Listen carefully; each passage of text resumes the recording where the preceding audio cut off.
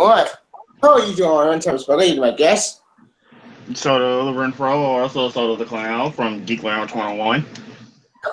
And, What's up, guys? King of Thunder. yep. And we are talking about, well, what's the title of the video? DC Rebirth. Which has been great. 1 year later, right?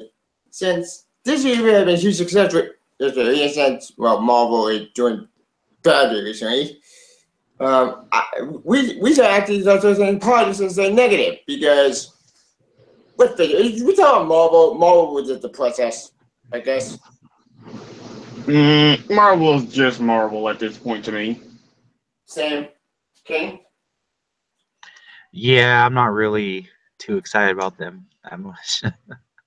Yeah. The only Marvel book I'm reading actually is this. Which one?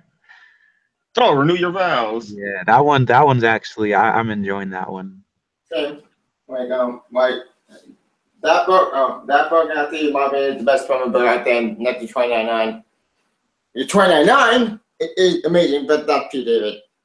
Anyway, that's a March coming that day. So, DC Rebirth, like the biggest holiday that been starting at in 2011. Where do we start? From the beginning. Yeah. We'll talk about the main book. We'll talk about the main story. So, like, when DC Rebirth was announced back in 2016, I think. Yeah, 2016. We knew what to expect. I knew what to expect because I thought DC Rebirth was gonna be like oh great, it's another planned reboot, abandoned ship. Like I thought it would actually like be a disaster. Turns out I was wrong. Right, guys? You should believe in Jeff Johns. Yep. Yeah. Yep. Indeed. Like it things that this is out. Actually, 3 things happened at the for DCU. Like we got after Convergence, we got DCU. And DCU was a complete disaster. I will admit I did like the Starfire book. I think that was DCU. Yeah, that's But overall, I agree. I think they could have done that way better. I wasn't really digging the whole like story over continuity thing either. same. I said it. It's just all over the place. Yeah, I heard a clusterfuck. Like but after three books came out DC, that did at the set that helped DC. One book that's very important. Superman Lois and Clark. Oh yeah. Which was the road to Rebirth. Pretty much. Yep. The second book to come out of DCU, and this does connect to Rebirth itself. Final Day of the Superman.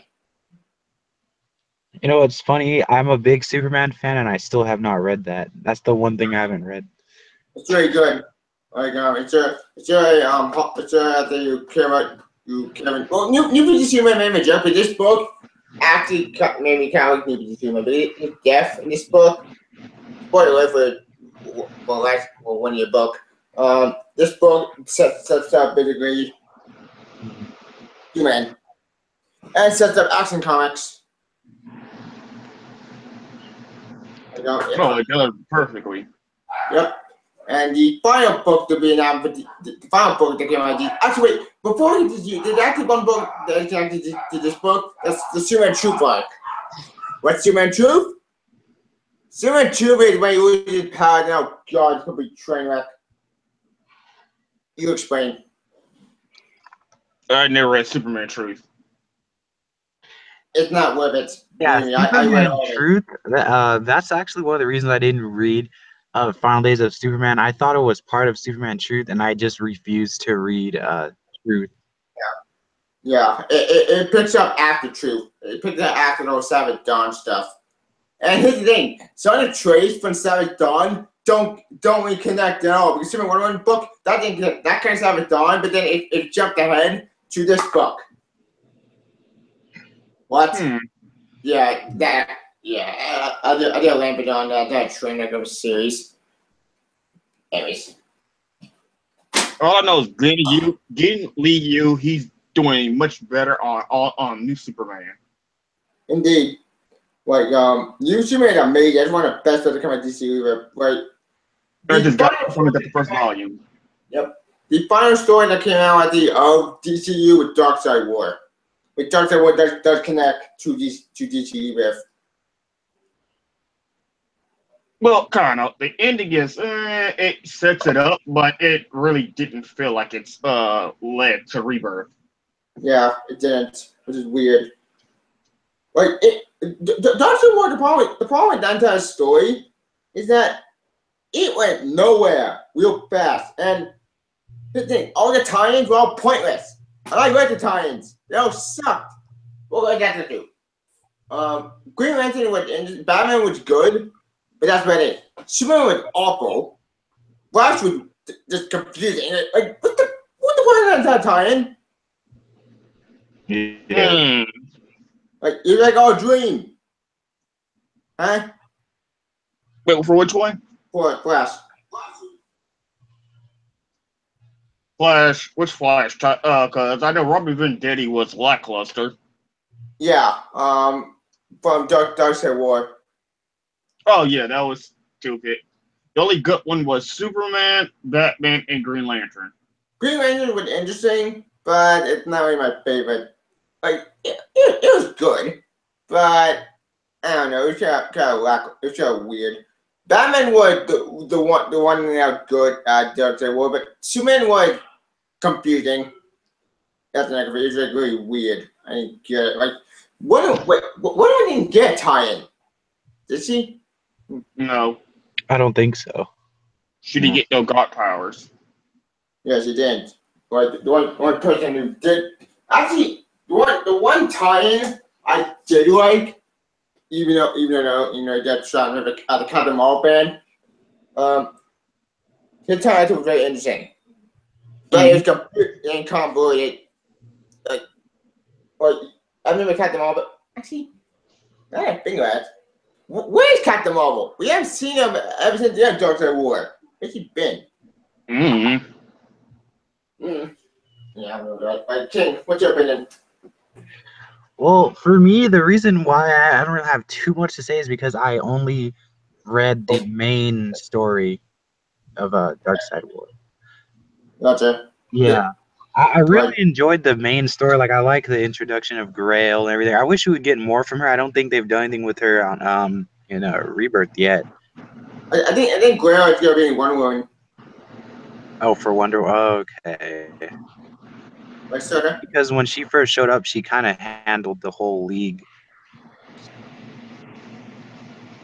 Like, Mm-hmm. No, Dark Side War. Dark Side War is great. I mean, there's its ups and downs. Mostly the retcon with Mobius' origin, but hey, besides that, at least he tried to explain the Mobius chair.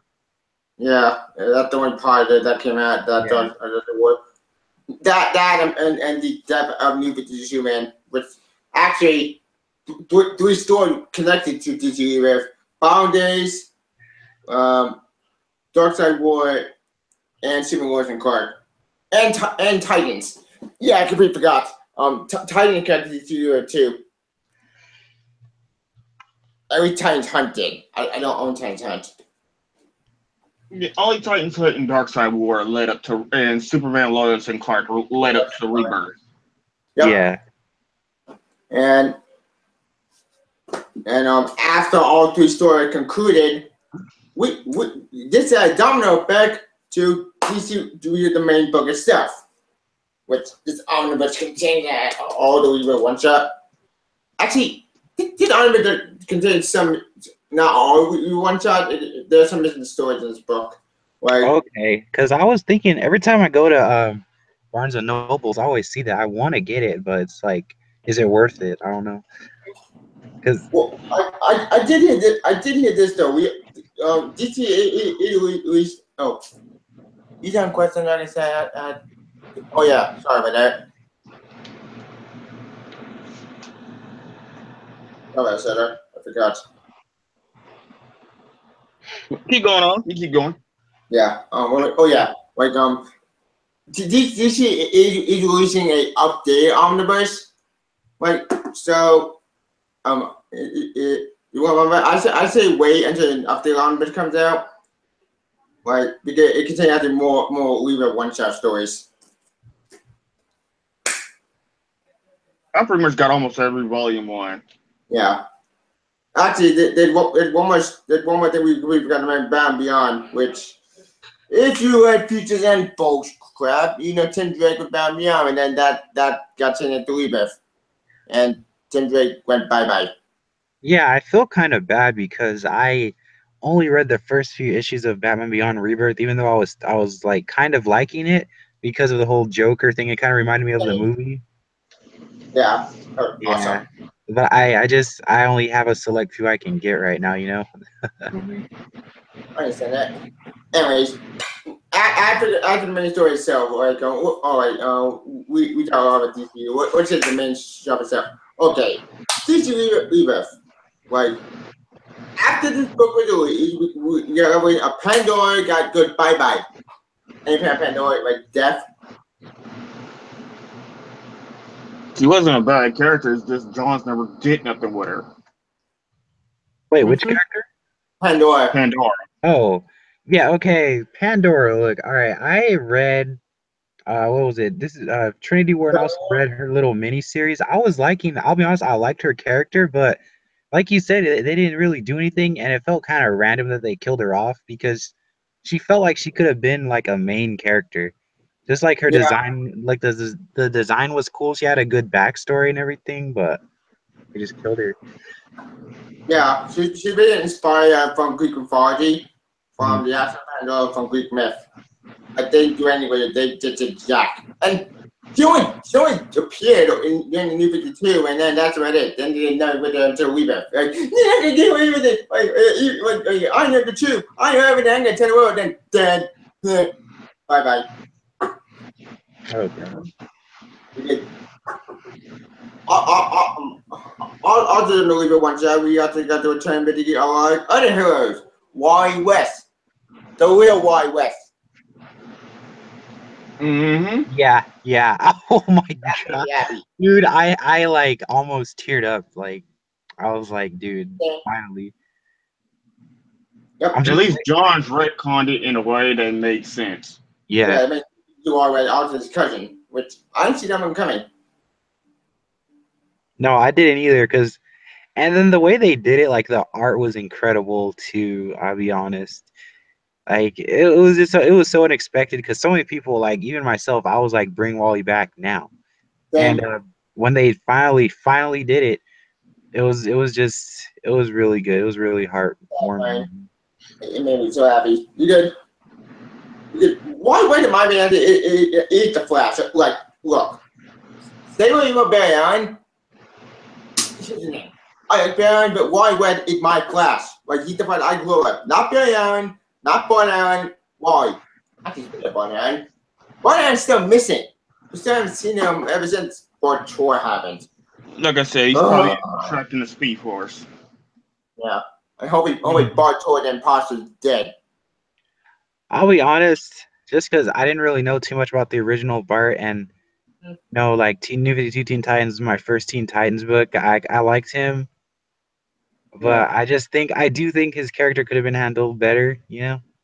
But I thought it was cool, like, you know, how he's like a whole, like, I guess you could say like a pirate of the future and whatnot. It was, to me anyway, I liked it, you know. It was the ancient idea, but they made him a killer. Like, that pissed me off. Like, Yeah. what the fuck? Like, why make Bart Tor a psychopath? Yeah, I can agree with that. Like, what else? Oh, also Connor's still missing too. That's not a silent, but no, Well, that's because we already got a Superboy. Yep, Jonathan Samuel Kent, who referred into this book, which we'll get Superman in a minute. Also than the Rebirth one shot, we also got actually the return of Blue Beetle, Jaime Reyes, and Ted Kord. Mm-hmm. Got the two Blue Beetles. Yay! Yeah. We got a comment from Dudley Efresh. He said, "Bro, did you exceed my expectations? I agree that Pandora might still be alive. I doubt it. Pandora basically died, same like Rorschach did from Watchmen. Yeah, she pretty much got like just incinerated. I was like, no, but I mean, it happened, man. She's dead. It's just to draw parallels. Indeed, because Pandora would begin New 52, and now it's the end of the New 52. Bye bye, Pandora. Dead. Oh my, Debbie is so heartless, dude. Yeah. Anyway, also in this one shot, we also got the return of Dr. Fate, the real Dr. Fate, not Earth 2 Dr. Fate.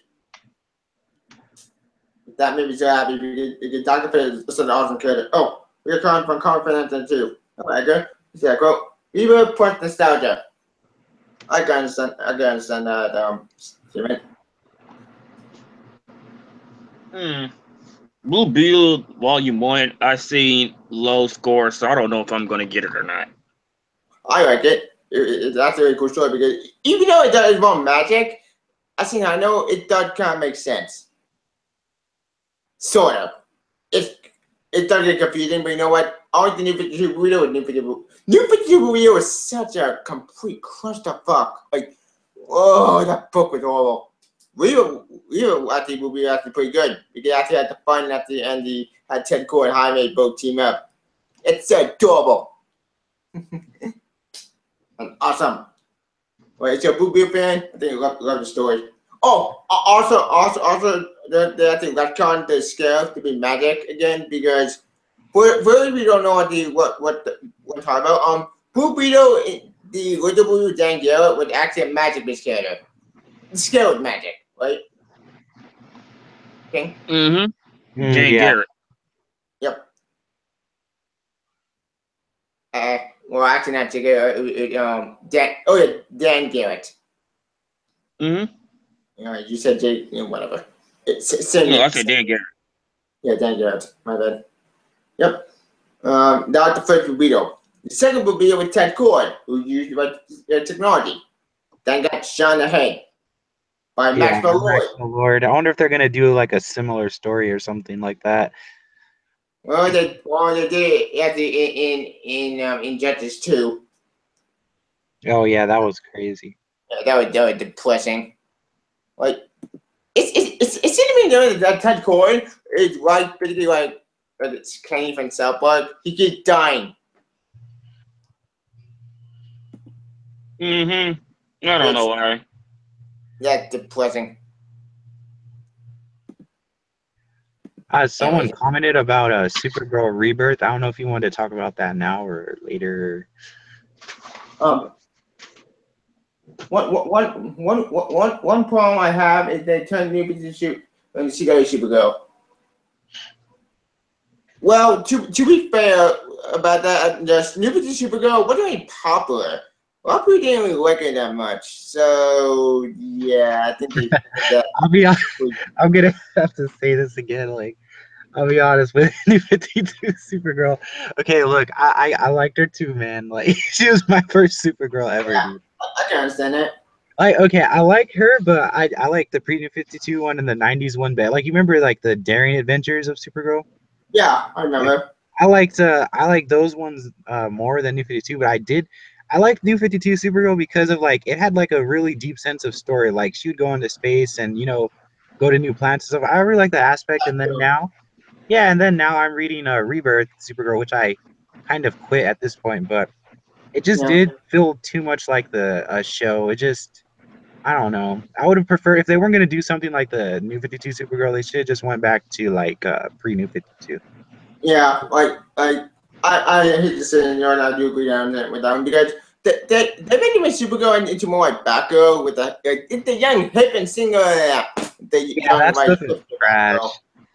Yeah. Which, oh god, I didn't like that. Like she's not bad. No, the way you and Supergirl pretty good, but I will admit, New 52 Supergirl wasn't really all that bad in my opinion, but I got great. And is it just me, or does Rebirth Supergirl look younger and act younger too, and everything? Yes, it does. That's the Huh, point. that's true. Yeah.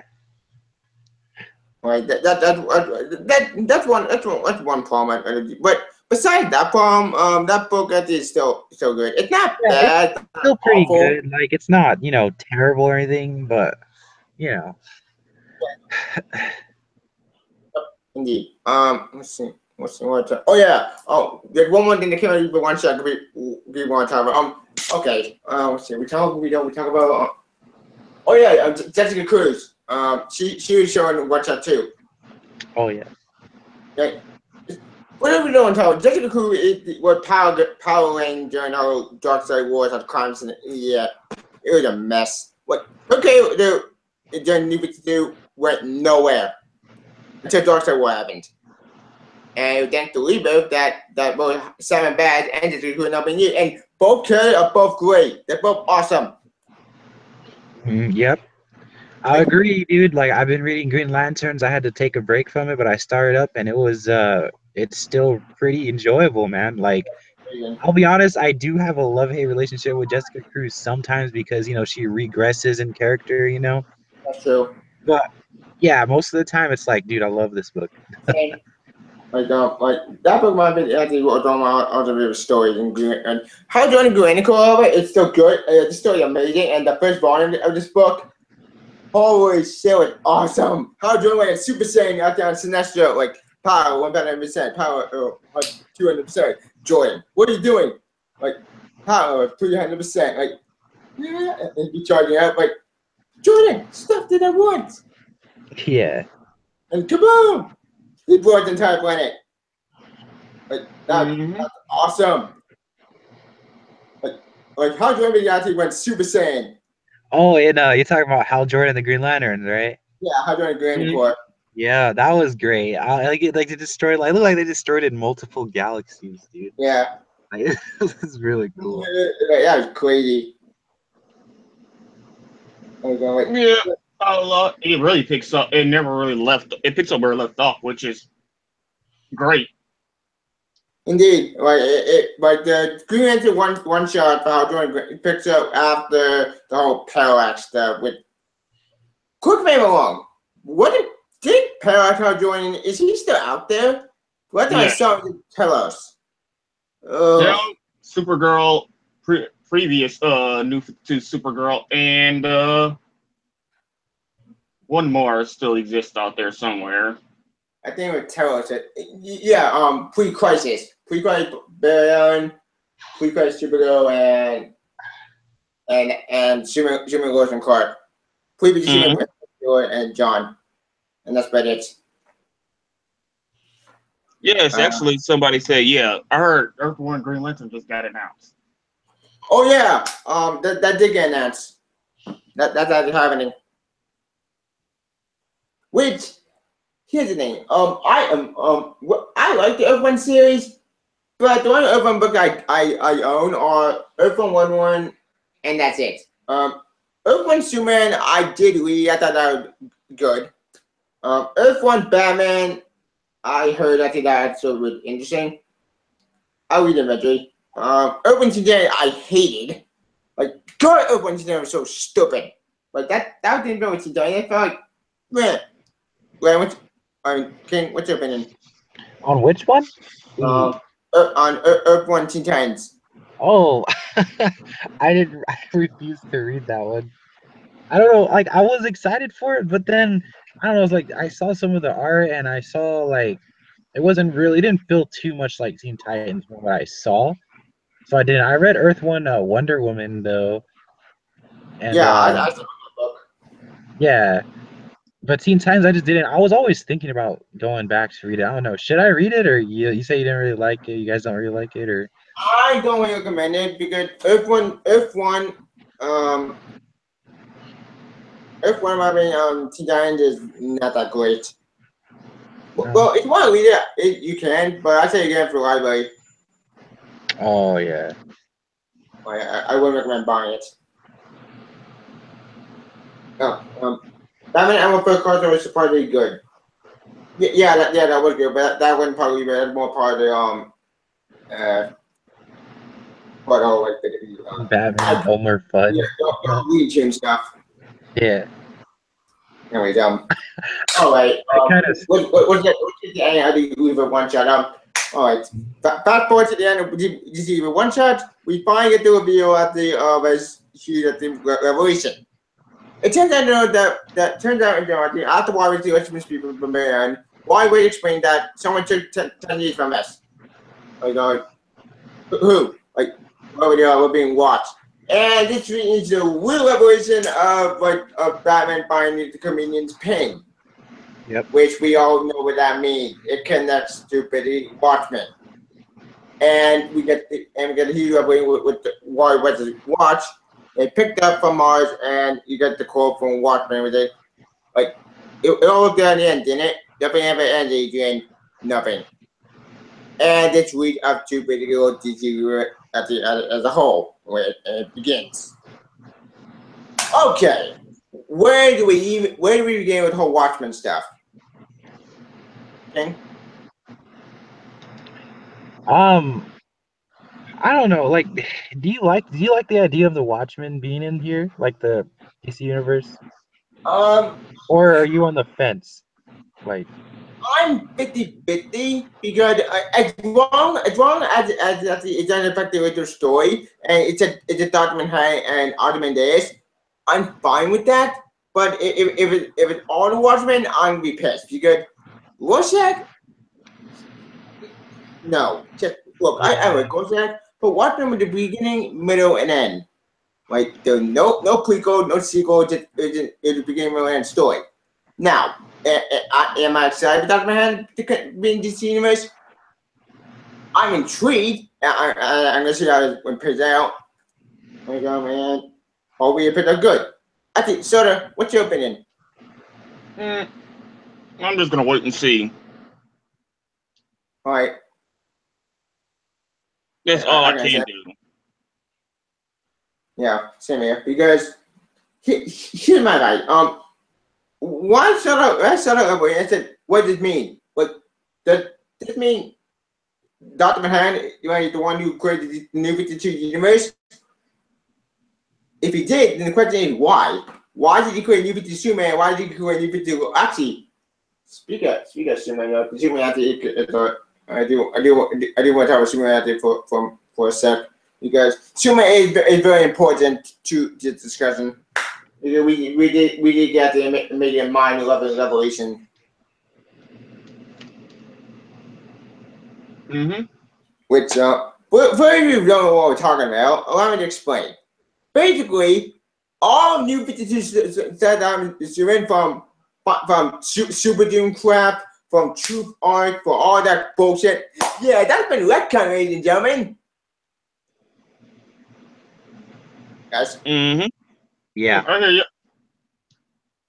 Oh, we got a comment from Doug E123. I'm curious to see who will be able to fight Dr. Manhattan. Good question. I'm curious about myself because Dr. Manhattan is more of a god. So the only person who could fight him is Captain Atom. Who, if people like the miniseries, Captain Atom went back in time. And this time episode is actually pretty good because unlike Marvel time travel, which is confusing and convoluted, makes sense and actually it's a good story. But Captain Atom actually is the fall line of Captain Atom was an awesome miniseries. Anyone get it? No? King, what's your opinion on the fall line of Captain Atom? On if you can fight Dr. Manhattan or he's based off of Dr. Manhattan's based off of Captain Atom. So yeah. That I'm not sure. That is like I don't even which character came first? Dr. Manhattan did, right? I'm pretty right? I don't know. Like, the only person I know who could fight him is Captain Atom. But Captain Atom went missing in action and then he came back recently. Yeah. I know I'm not sure. I don't know if he was based on him or not. I mean he could have been. Yeah. I actually read some recent reviews and apparently all the Walking Dead are inspired by the charting characters. The charting characters are the Question, Blue Beetle, Captain Adam, and I think that's about it. But Soda, which charting character was inspired by the Watchmen, and what the Watchmen took inspiration from? All the Shorten Fulton characters. Yeah, like the Question, Blue Beetle, Captain Adam. I can't think of anyone else. Yeah, I can't think of anyone else either. Interesting. Yeah, like I think not that was based on Blue Beetle, Ted Cole Blue Beetle. Dr. Manhattan was based off Captain Adam. I wish I could based off the Question. I don't know who Silk Spectre was based on.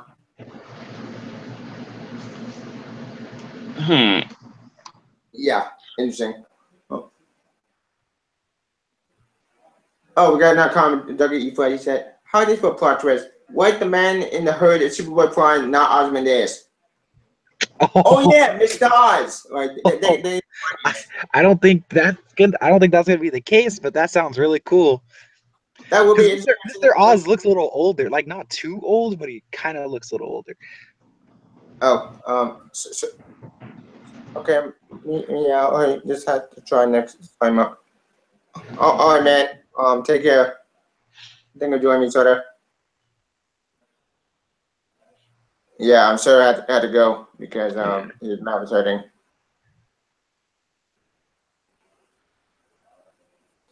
So, anyways, we'll be keep going. King, you still here?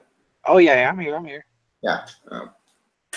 Sorry about that, folks. Sorry I had to go because his mouth was hurting. Yeah. Anyways, I mean, what how the camera reaching DT? Oh, okay. Where's camera? Oh, another camera where DT the camera. Suman. Like what tell about what tell Big Blue for a sec? Because okay, for everyone know what's going on, Suman actually recently had a son named John, and there's been a huge mystery between who the mysterious Clark Kent. Okay, your thoughts? Yeah, you're talking about that first story arc there, right? With the Clark Kent double? Yeah, from Action Comics. Yeah, that was actually I really enjoyed that one. Same. I wasn't expecting it to be, like I don't know if I can say who it is now, right? Yeah, but we'll get that, man. Okay. You don't know what we're talking about. We'll be talking about Superman Reborn, which Superman Reborn was a story that announced last year, and that came out this year. And basically, this 4-issue crossover with Superman and Action Comics. Like it was a 4-issue crossover, and unlike New 52 Krypton Returns and all that garbage, this crossover actually made sense and actually had build up to it. Take note, Marvel. I don't think they'll ever take any more notes. Yeah, they won't. Which, like that's not science for another. I could do I could do an entire rant on that, but I don't want to bash Marvel. Yeah. We'll be here all day. Yeah. Oh, we got our comment. Spectre would be Dr. Manhattan. I already doubt it, but even Spectre may have power of God. Well, power of God, but I think Dr. Manhattan is probably more powerful. Who knows? Anyways, basically to make a long story short, this story has been building up ever since the Devil New 52 Lower Train. Oh, I completely forgot. What type of Superwoman for a sec? Okay. Superwoman. Okay. Superwoman does connect to Superman Reborn, so I do want for everyone to talk about. Basically, at the end of Falling the Superman, New 52 Lower Train and New 52 Lana got hit by New 52 Superman at the exploding. Mm-hmm. When he died.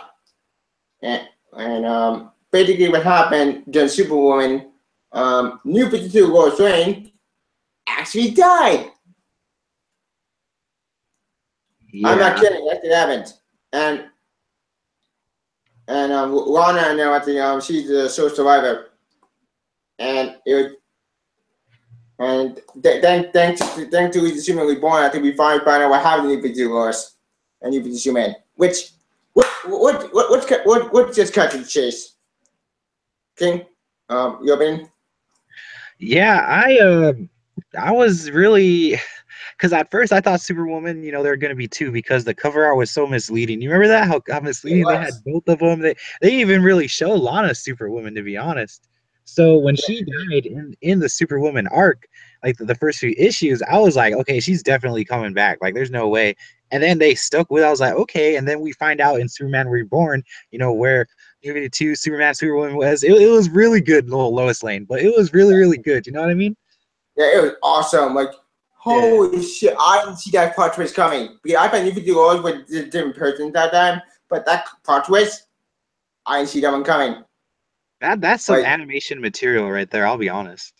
yeah, it is. Like DC is like, come on, like, give it a Superman animated movie. Actually, that'd be awesome and badass. I'd pay some money for that. Anyways, like I didn't see that part. And another thing I didn't see coming, Raina Lufa, like her giant like megaphone like video account my video of a boss battle from my not from Mahakam. It's more like I comment My Hero Academia, Attack on Titan, and some anime and DBZ. Okay. The Lena Luthor situation, I okay, I liked it, but I felt like it was kind of a little bit of a copy of Lex Luthor, like from before he tried to he's you know he's trying to become a good guy right now. Because Yeah. I think it would have been fine if for Lena to go the whole villain route if they didn't do the whole green uniform and she's bald also, because it just kind of feels like they're trying to like you know she's just a copy of Luthor. But if they didn't do that, I think it would have been a little better. But I still enjoyed her because she even had a good motivation, like why she hated Lex for how he treated her in the past and everything. Yeah, because So it's super, Dark Side War. yeah, yep, yeah. So I mean, I enjoyed it, but maybe try not to make her too much of a copy, you know, in the looks Yeah, department. I got yeah, I know. Anyways, continue. Can continue. Oh no, that was it. That was it. Yeah, I agree. No, I agree. I understand what talking to Louis. So look, we don't even mind being a very instant character and instant villain on a super good TV show. Like this one was more interesting. Like, yeah, I think it was a TV show, but you know what? I think this one was far more interesting. But whatever. That's was side tangent nowadays. Yeah. Like I didn't see that part was scary, and maybe she's defeated. That's pure genius because I know that how Superman was going to defeat her, but the way they did it was actually interesting. I finally got to it now how his sister trapped in Hypercube. Yeah, that was actually really good. Kind of Yeah, used the so cubes against her. Yeah, that was nice. yeah, that was pretty cool. And I'm hoping that she made a comeback someday. Like maybe she'll break out of jail someday. You know with how bizarre. With I'm pretty sure she'll come back. yeah, she'll come back eventually. Anyway, all right. No more doing no. What's good that what's get the Superman Reborn? All right. But ladies and gentlemen, and for people out there who've been watching this live, which they'll be down.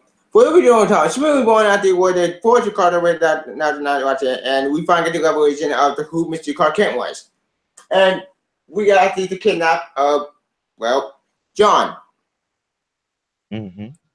Which when I read that issue, that scared the hell out of me because because to see John like be scared and get erased, that was really creepy. You opinion? Yeah, that was crazy, dude. Like the whole aura around the fake Clark Kent was just menacing in and of itself. You know the how even in the cover art how you'd have him just spying on Lois, and it just really looked creepy. I think they did a good job, story wise and art wise. Yeah, story the millions and already are very creepy because this Clark Kent is such a stalker. Like holy shit, like this guy is creepy. And also you know what the movie when we also got another revelation, right? We got the revelation of John like getting kidnapped with the blue flame stuff, but that freaked me out because to see Johnny did really to play, and but then after we got another revelation, like that's revelation 2. What tower the mystery Clark Kent and who was he? Yeah. King Arthur, you can explain it.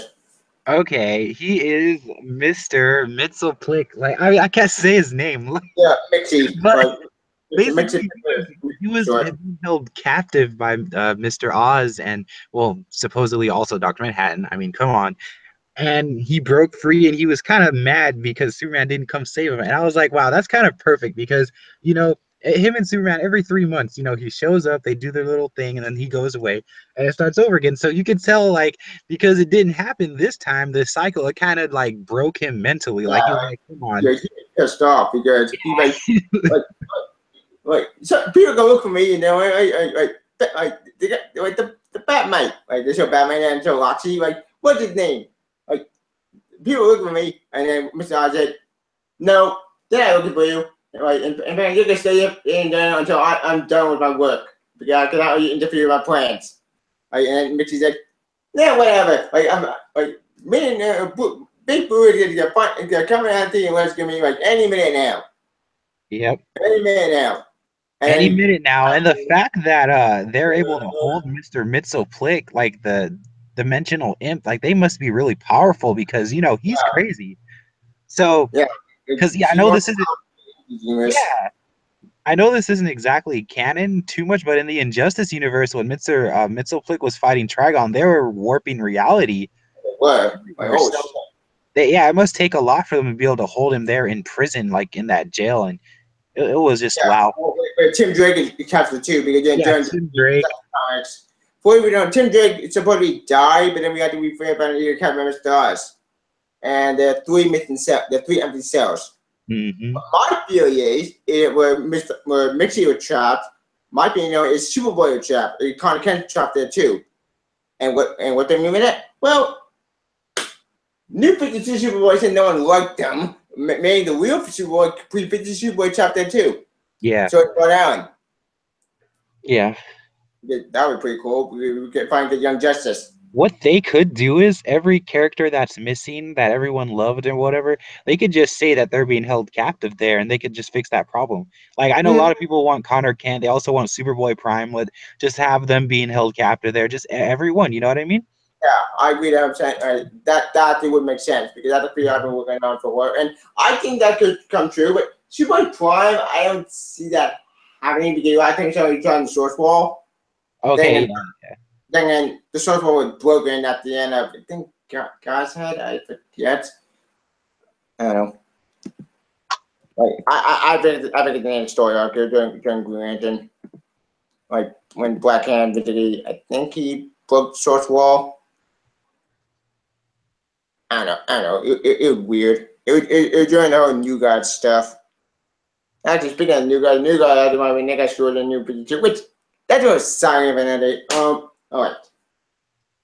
Back to Johnson to Superman Reborn. After the mixing actually posed the ultimate basically trump card. He basically revealed like, hey everybody, since you forgot about me, I'm gonna make you forget your own son. Which that was dark. I did not see that one coming. Yep. Right, and the minute he was losing his mind, that was depressing. It really was. I completely agree. I have nothing more to say on that. I agree. Yeah. Like yeah, that's what. Also doing Acting Con 970, but we got backup story. We actually get Mixie explaining all she's doing to John, and that was actually pretty cool. It was dark, weird. Yeah, it was. It was. I actually had to read that issue like I think twice because I was getting a little confused with all the different things that were going on, but it was Same. really really good. Yeah, it was, and that backstory was pretty cool. And that was actually written by Paul Dini. Yeah, and we Like also that. got to see the Superman the animated series Superman in there too. Yeah, we did. But that made me laugh. That was funny. You guys, Oh yeah. I can hear to go with Godfrey after he voices in my head, like hear his Yeah, voice whenever because I that's hear Mitzelplick or Superman, I always hear their voices from the animated series. You yeah. know. I actually did it. Let me Superman is doing that backup story, and also Lego Superman. Hmm. But that was funny. That made me laugh. Anyway, the story picks up at the in Superman issue 19, which issue 19 picks up where Adam Kong left off, and John Mixie shows up again after Superman after Yard the Mixie to come back, Yeah. and they basically take Superman and put it with Dolores at the end in an accident thing. To their own dimension basically, and Mixie explains that Lord and Clark and Lord, like you two at the yourself, like, and Ben, you're kind of creating growth, and we found out, that new Superman is actually Jumbo Priest. They run Electric Superman, Yes. which holy shit, like that was a plot twist I did not see one coming because hit it. I never expected them to bring back the whole Red and Blue Superman stuff from back in the 90s because. But we don't know what we're talking about. Let me explain. Back in the 90s, Superman got split into two beings, like red and blue. It was weird. Like, better get angry with power. Yeah, it was a weird story. Can't let you And they explain. kind of did that. They kind of did a little homage to that in this Reborn story arc because you had the electrical forms of Superman and Lois Lane, and they had to Yep. combine with Superman, and then you saw one half would be pre-New 52 and one would be the New 52 Yeah, you Superman. It do. was nice. It was a really smart way of combining the histories into one. Indeed, it was. And but here's the thing, like this actually makes a lot more sense for him because when New 52 was more angry, more rage, more like I'm gonna punch people first, and that's when never. Yeah. Well, Austin Man was more intelligent, like calm, collective, who thinks before he acts. And think about it that way, that kind of actually makes a lot of sense. But it's really the question: how did Lois Lane get split into two? Yeah, that's true. Huh? Weird. Like, yeah, I didn't understand that part. Yeah, But because I really wasn't liking the New 52. I mean, I like New 52 Lois Lane until she went all like just crazy and started outing the identities, you know? yeah, then the Superman True and then features Yeah, in. because it kind of felt like it spat in the face of the whole Superman Lois Lane relationship. You know what I mean? Yeah, I didn't like that at all. That pissed me off. Like, what the? Like, I get what she did. She only did it to help New 52 Superman because because the Banner Savage like partner would go rid of that anyway. Yeah. So in order to save him, she had no choice. Yeah. It'd been a loser situation. Like, I don't blame her doing it, and I know there had to be another way. But that turned into a truth arc, and the rest of a truth arc, would complete a mess, which, nah, that didn't happen that day. Also, what's your word to you retire so far? I think my word did you retire right now? It's Cyborg.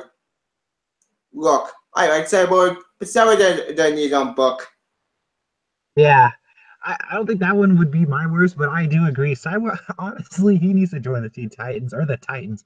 Actually, Yeah. you read Titans, right? Yeah, you do. You Yep. yeah, you have it right there. He would be perfect in that book, wouldn't he? He would He be would. Oh, like my he man, would T-Tags. yeah, Yeah, either or, because he belongs with, Nightwing and them. And I'd venture to say that Raven and Starfire, even when Beast Boy belong on the Titans book, they need to fix their ages.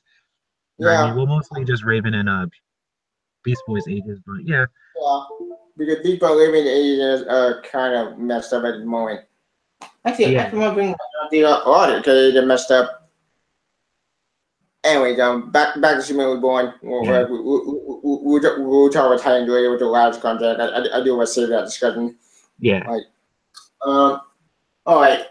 At the conclusion we won at countdown 76, and we get the fall. Actually, wait, before we information, I think that's the one more thing we forgot to talk with John at the trap with all these photos. That's very interesting because apparently Mixie trap basically John in the apparently Mixie game playing with the really previous year and signed his contract, which he had no choice. And apparently, they called a board game thing.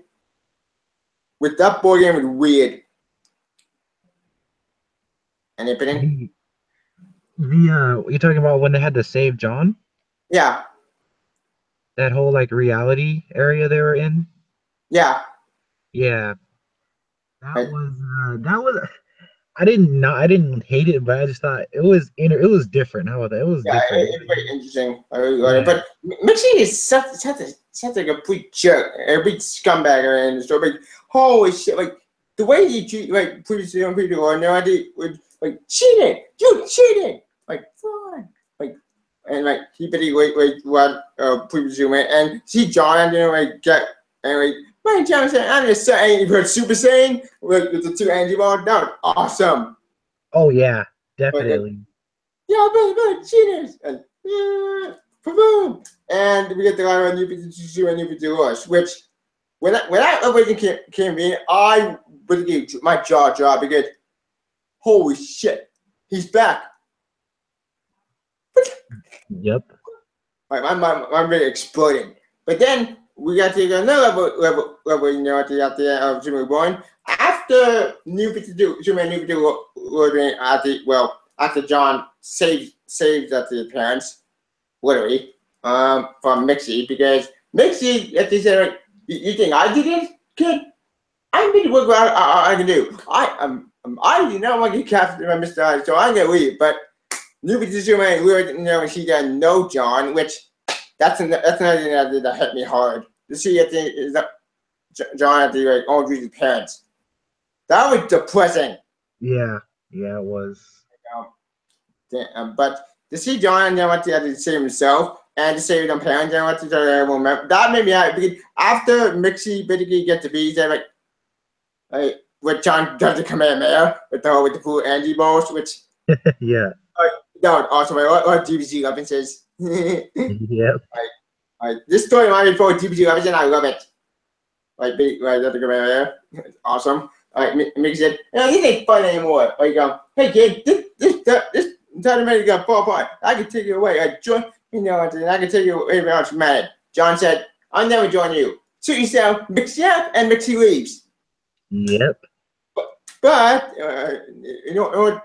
John helps New 52 and New 52 as well embrace the other side with the blue and the blue angel being there who are John parents feud with the New 52 counterparts. And this actually combine both histories into one, and we got a huge splash page of all pre-52 history. Meaning all the New 52 that have Grandma's action comics and Super Doom crap, Superman 101 leadership, all gone. Mm-hmm. What's your That was opinion? good.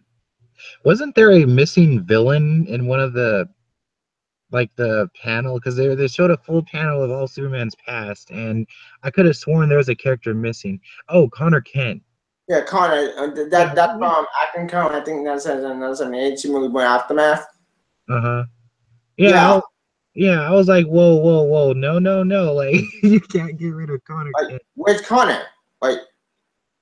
That did confuse me because That scared me.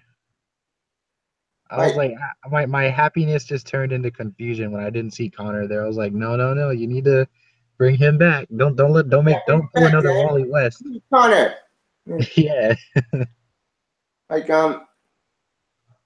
But other than that, it was really good. You know, seeing everything like Luther was a villain, all the villains were in place and everything. It was really good. And I'm pretty sure that even when it wraps up, this is gonna be a long time from now, but when they wrap up this whole Dr. Manhattan thing, I'm pretty sure everything's gonna be back to normal, Yeah, it is because Superman Born Marvel is how you do a 4-issue crossover. Like this entire story was perfect. Like it basically answered all questions or basically mixy stuff. It answered in part the Clark Kent stuff. It answered basically another level, Mr. R stuff.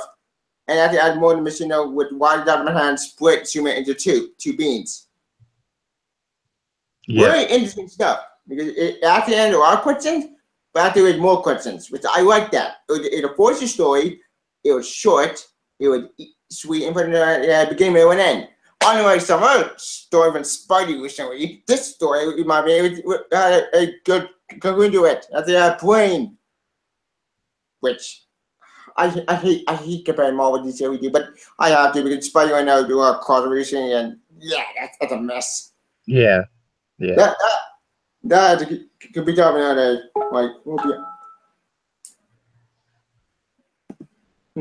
hang on. Hey guys, it's all why I can't join the call without some noise shit. Yes, I'm sorry. Sorry about that, BMA.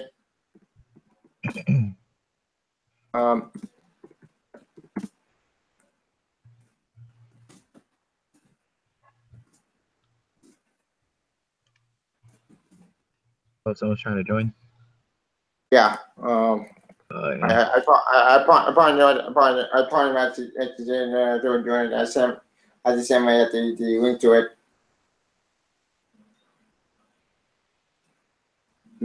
Anyways, anyway,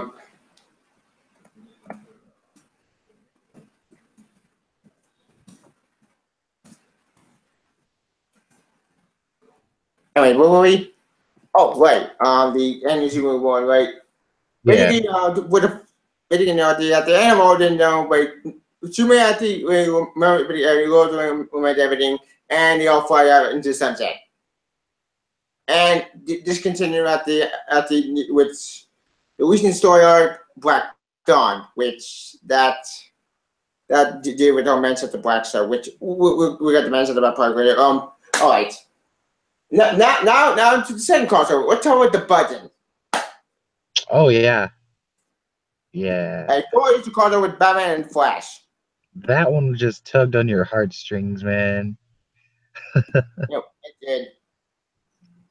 I don't know where you wanted to start, but what page start at the beginning? all right, yeah, where Batman, they've really been trying to get into Batman's more human side recently, and I think they're doing it.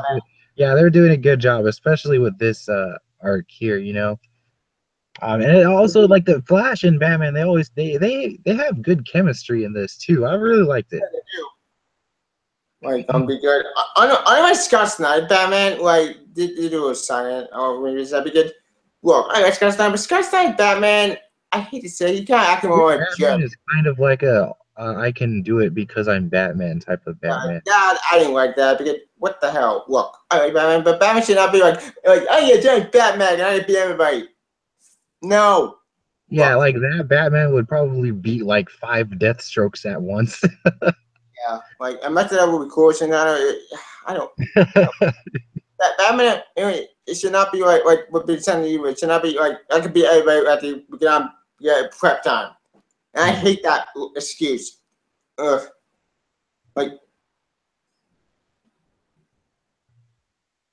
Oh God, Scott Snyder Batman a complete mess. It wasn't all bad, but after Core of Arrows, I think his quality probably dropped real fast because we got what did we got, Scott? We got the Core of Arrows, which is good. Devil Family, which is okay at best. We got Endgame, which is good. Yeah.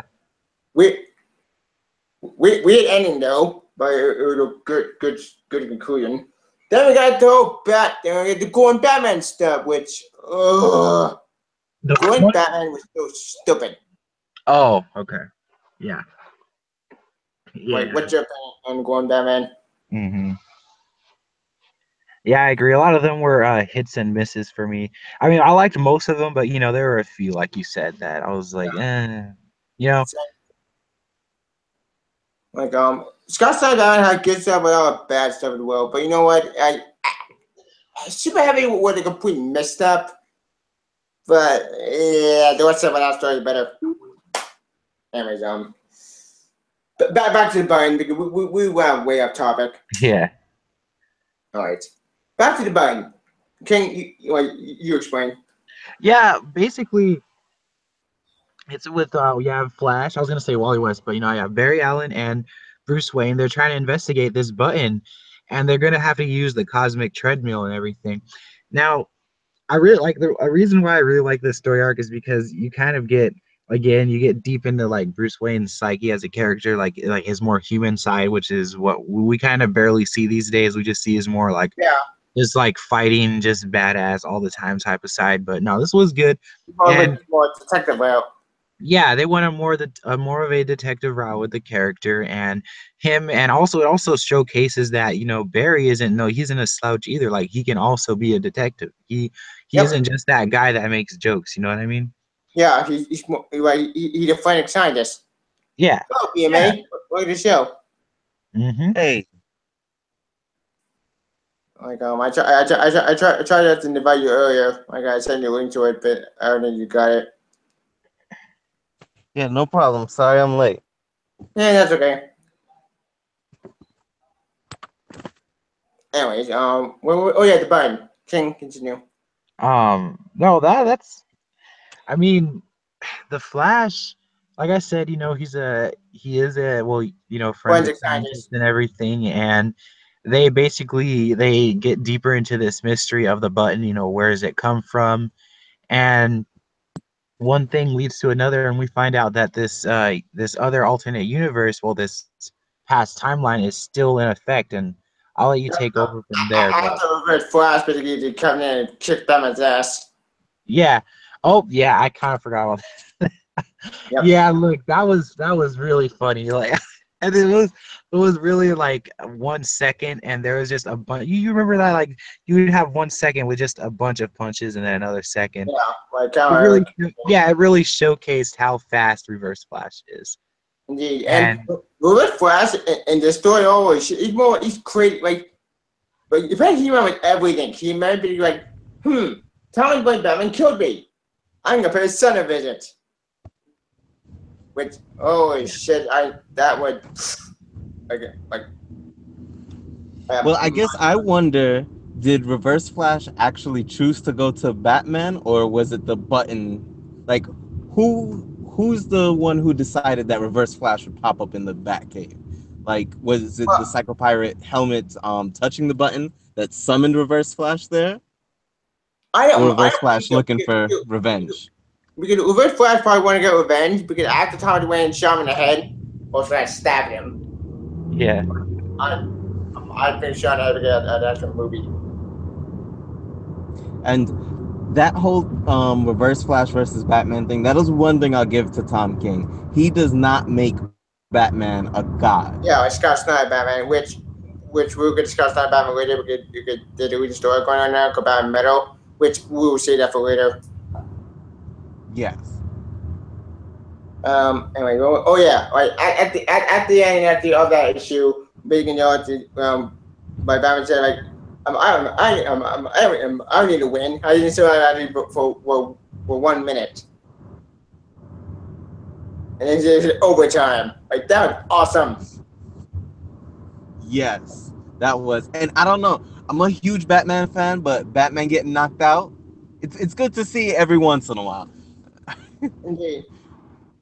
Like Like, I'm sorry. Go ahead. oh, can you continue? Oh no. I was just agreeing with you. I pretty much said my piece. Yeah. And very fast. Like now, what does the thing do? And he predicted to be, and he kind of like, I've seen the face of God. Yeah! And he melts away. Like, that was brutal. Like, holy shit. Like, if it made a scumbag, to see him, like, die like that? That would, like, damn. Like, that was brutal. I would see how a skeleton. And then Flash shows up. And then we go to part 2. Part 2, but Barry Allen was a crime scene in the Batcave. That's pretty cool. Okay? It was very the Flash has been trying to do that whole crime scene investigator thing going on. Who's yeah, which I'm happy with every good Oh, what do I show about? Oh, for Nick. Hang on.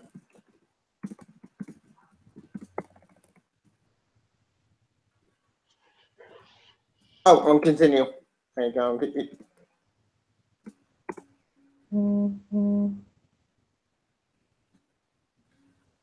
Yeah, guy, you continue. Guys? Yeah, sorry. It was me. I'm sorry. Hold on. King, were you speaking or was it me last? Oh no, it was you. Okay, sorry. Yes. I thought that was a great touch in the Button Part 2, the whole crime scene and setting up the scene of the Batcave was great. And I just wanted to say that that's kind of been going on in the Flash book. Oh, Nick.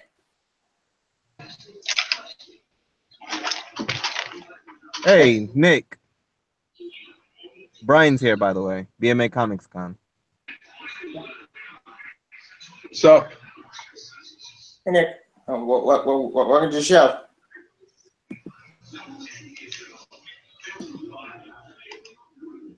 For the record, this is live where? Oh, this is live on YouTube. Okay. It's funny. I didn't get notified that you were going live. Yeah. I think I know why I already because if you go to my live, you set a reminder. I think it's send a notification, or you hit the little bell. Yeah, YouTube can watch every single album crap. Anyways, that comes out in that day. Anyway, wait, Nick, what's your opinion on the Button? Since we talked about really born ladies. I've read the Button. I own all 4 parts. It actually was a really good 4-part crossover between Batman and the Flash. Indeed. Like it's better. My favorite part of it, aside from seeing Reverse Flash again, was seeing Thomas Wayne from Flashpoint. Thomas Wayne Batman. Wait, that. Yeah, I was so shocked to see him. It had been, wow, as of this year, it only had been like 6 years since he was last seen. Yep. BMA? To bring it to Thomas Wayne, yes. He's one of my favorite parts of Flashpoint.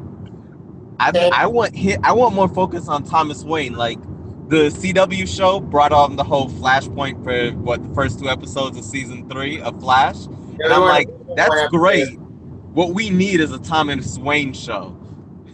Let's do that. Yeah, I've heard the rumor that that on one of the alternate Earths, I'm not sure which one, but apparently there's going to be a version of Thomas Wayne on Arrow, and I had heard that Jeffrey D. Morgan was signed on to play Thomas Wayne. And that's exactly who it should be. Oh wow. That's an interesting rumor. Yeah, you did put Thomas Wayne in PBS couple minutes. Well, he's played Thomas Wayne before. He would be like, what, the only actor to play the character twice? That's true. Yeah. No, I think he would be a great person to be it. I mean, he was the comedian. I mean, I gotta get that reference there. He played the comedian, and I think the Affleck Batman has that whole. I mean, although the comedian's not the one Affleck Batman resembles, it's Night Owl, if anything. But just the Watchmen playback right there. And the funny there's thing, other characters he's played. There was a character from The Losers. Yep. The movie is based upon the Vertigo comic. He played a character from that. He plays Negan on The Walking Dead. Yes. Yeah, he's not new to Um, comics. Yeah, I think he's played like 5 characters in the comics, as far as I can tell. Yeah, I remember seeing that because I did some research for a video of mine that I did about people who got second chance roles, and I didn't put him on there, but I saw him because, like you mentioned, he was on Losers, Walking Dead, all things that are related, comic book related. Yeah, there's one other guy who's close to him who's played almost as many roles as he has for comic book related characters, and that's Josh Brolin. Indeed. I mean, the guy's played Jonah Hex, he's Thanos, and he's playing Cable. Yep. Hold on, that's 3. I was gonna say there's a couple of people who've hit, pretty much everybody in Sin City has done something else. Indeed. I don't think Bruce Willis has ever. I think Bruce Willis. I think he's played one other comic book based character. No. And that's his character from the. Played 2 comic book based characters. He's played his character from Sin City, and the main character of Red. G.I. Joe. And the main character of what? Oh, G.I. Joe. Oh yeah. He played General Joseph Clayton, the original G.I. Joe. Yep. You do have that point, but back to Flash. Not Flash, the Button. After it's like beat up Batman on the like very outside of the kind of treadmill. That was awesome. Yeah. Oh, there were a lot of Easter eggs there. That's especially in the Justice League Watchtower. room on the Watchtower. Yeah. Yep. I saw Skeets. Yeah, Steve. I saw a lot of different. Awesome. The original costume from Martian Manhunter. Yes. That too. Has he even appeared yet? In this recently, his most recent appearance was that one-shot crossover he did with Marvin the Martian. Oh, I have not read any of them. The Looney Tunes. I have. The first one I read was Legion of Superheroes and Bugs Bunny. Yeah, It was. It's basically. It's kind of similar to how Superman was recruited to Legion of Superheroes back in the 50s. Except that somehow their robot Bugs Bunny somehow. And here's the thing: in the issue, he puts on a Superman costume because his carrots basically give him superpowers, and the Superman costume he puts on is the new 52 Superman costume. That's hilarious. When I read that one shot, I was laughing. I was laughing like crazy. I've actually met Jimmy Palmiotti, and he has seen Jonah Hex. He didn't like the film, but he did love Josh Brolin's performance as Jonah Hex. I get into that. The movie is awful, but Josh Brolin's still great Jonah Hex.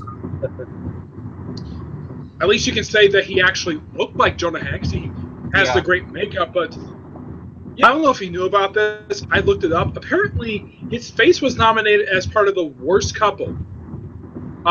Megan Fox's character, who plays Talia Black, a woman who wears an eye patch.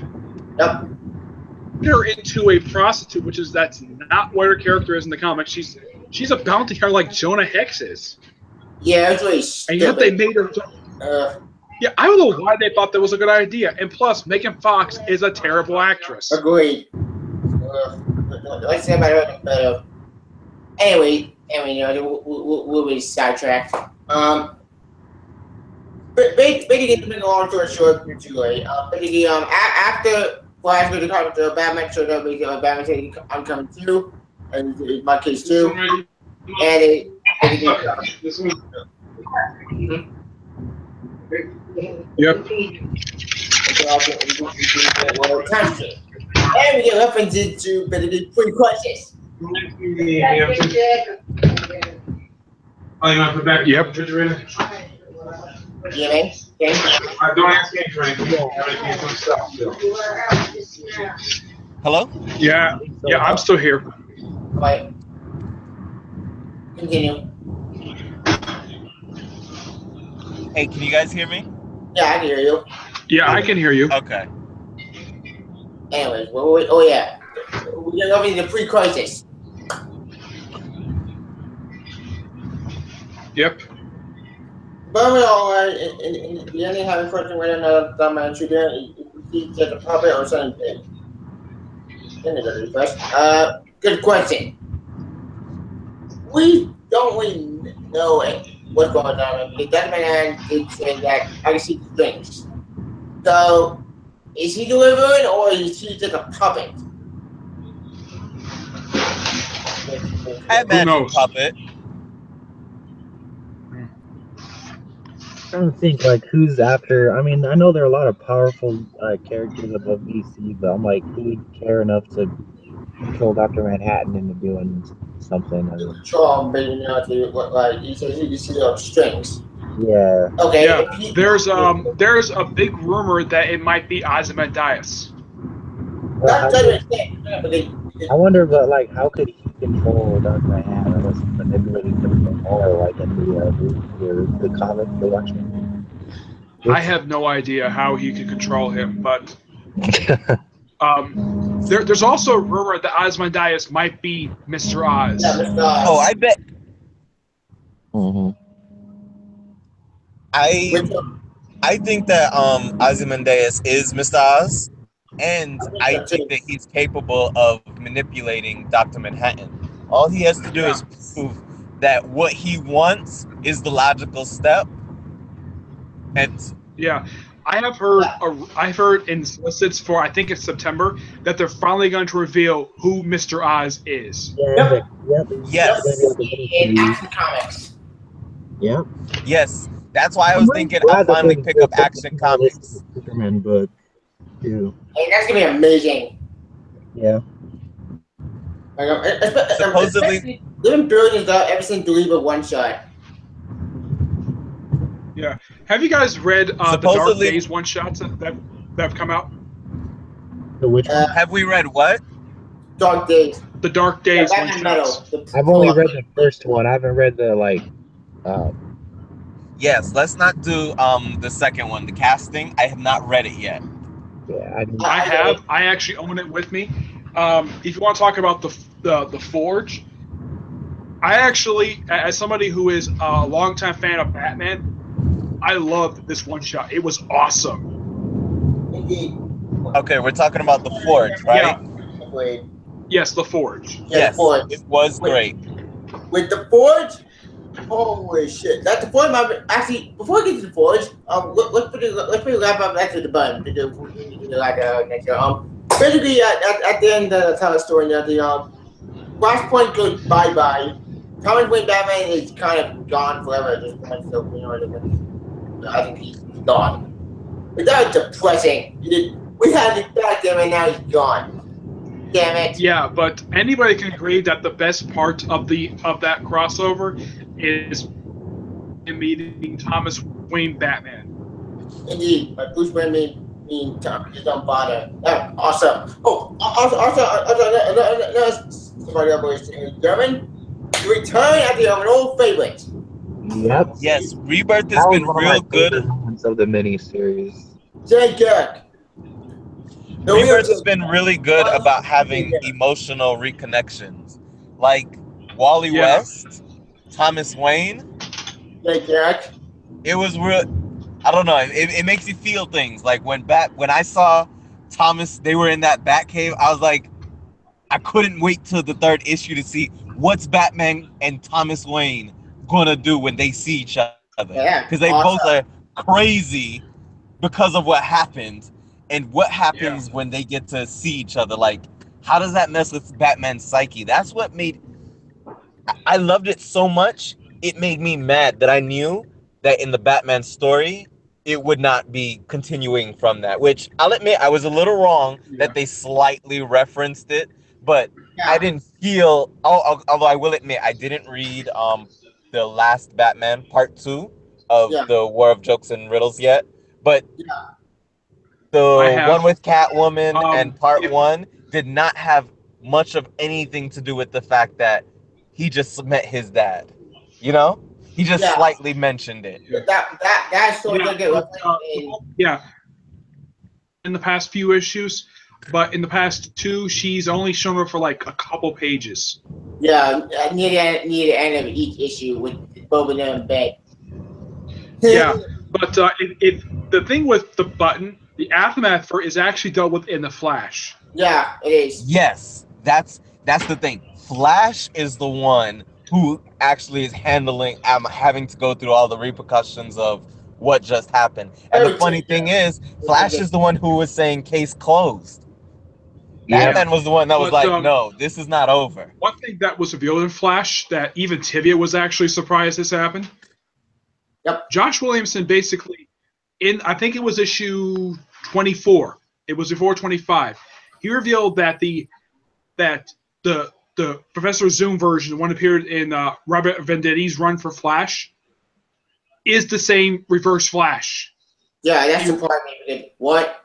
You're telling me that Liberty was fighting is real? Wait, but how did that even connect? Yeah, it's a bit confusing, but according to that issue, it's the same Reverse Flash, despite the fact his costume is completely different, and also I don't think that Eobard Thawne's hair is white. Yeah. Yeah, I didn't get it. Oh, we got a comment from E-Flash. He said, "Bro, is the signal really Duke Thomas' superhero name?" I don't know. Talk about what's the signal? Duke Thomas. Oh, I have no idea what exactly his ID is supposed to be, because I don't think even Tom King knows what to do with him. Seems like the only guy who knows anything to do with Duke Thomas is Scott Snyder. Yeah, Duke Thomas. I said a failed experiment. Like, look. Yeah. Here's the interesting thing: if you look at All-Star Batman, Duke Thomas has appeared in every issue so far. Yeah, because that's not baby. He created him. Yeah, in the pages of Batman, he appeared in a few issues of the first arc. He didn't appear in I Am Suicide. He did appear in the Monster Man crossover. Yep. He was absent for I Am Suicide. He did show up also for I Am Bane, which had a very odd ending, which I'm like, and then pretty much when I Am Bane ended, it just jumped straight to the button. Yep. Which I'm like, okay. I would have thought maybe that after the button, maybe Tom King would have dealt with the aftermath of I Am Bane. Very strange issue where he teams up with Swamp Thing. The War Joke and Riddles. Yeah, but this was actually about the War Joker will start with issue 25, and the artist for that arc is the artist who placed David Finch. Huh. Interesting. I'm getting things that you when somebody did, which that's fine. I'm fine with it. We get I didn't, but they've been a good artist, and but then he's doing it right now, so it makes sense to get the artist. Yeah, the issue where Swamp Thing teams up with Batman in issue 23, I thought this issue was so hilarious. It was. Out of the 26 issues released, the funniest issue out of the entire run so far. I had because to actually there's some go hilarious back and moments, read that. like Swamp Thing in the Batmobile. Yep, that was funny. Yeah, and that's by far the only time I've ever seen Swamp Thing in an actual vehicle. In all of his appearances, he's never done that before. That was funny. Once again, I liked the fact that Swamp Thing pretty much just took advantage of Batman. He used Batman, and that was it. And you guys are talking about Tom King's choppy stories, which I completely agree with you. That's why the only thing I really want to give Tom King is at least his Batman is not a god. He's got more realistic, more grounded. Yes. Scott Knight Batman was way too over the top, way too crazy. Yeah. Although I can't lie. There's a friend of mine who loves the the Batman costume. You know his first costume that Jim Lee designed Yeah. for this current continuity? The one my friend Andrew Cutter, well, his real name is Andrew Sheldon. He loves New 52 Batman costume, which I got to admit, it's actually a really good costume. Yeah, He doesn't like the new costume. Like. Yeah, he didn't like the fact that you know how basically when you look at his costume, it looks like his cape is pretty much attached to his shoulders. Yeah. He doesn't like that. It seems that it just seems like that kind of like constricts his movement, but in the pages of Batman, they're not exactly attached to his shoulders. It's very loose. It's very weird. Like Jim Lee's Batman costume is really weird. Actually, speaking of Batman costume, I did actually here's a fun fact, gentlemen. In the latest issue of George and Widows, we had to go into Ben Affleck costume. That made me laugh. That was funny. Yeah. And I see Ben Affleck costume actually in comic form. I was laughing. Yeah, and the most recent issue, they actually threw it. It kind of felt like, for a couple pages, it kind of felt like The Long Halloween. You know, where they show up a bunch of the Batman villains. Yep. Mm-hmm. Which I'm like, okay. And apparently, it seems like in the past, I'm not sure why Tom King this is a good idea. Apparently, issue with Poison Ivy, which I'm like, that is bizarre. When did that happen? Yeah, that was weird. Yeah, you know, and when also, you wear green, you know, you just find people who wear green, who likes green too. Yeah, and what about that tattoo on his chest, where that question tattoo on his belly? I'm like, when did he get that? Because when he was seen in Xeria, he didn't have that at all because his shirt was always buttoned up. And I did get a chance to see, well, he did open his shirt up during the Batman Annual #4 for the previous volume, where he has scars on his belly. Yeah. But there's no question mark tattoo there at all. I'm getting a what kind of Xeria out of existence because Xeria, as I mentioned before, the times were all completely pointless. The main stories though was okay. I mean the only thing that really a lot of people didn't like about the crossover was the middle story, the Dark City one. Oh yeah, where the main villain that particular part of the story was Dr. Death.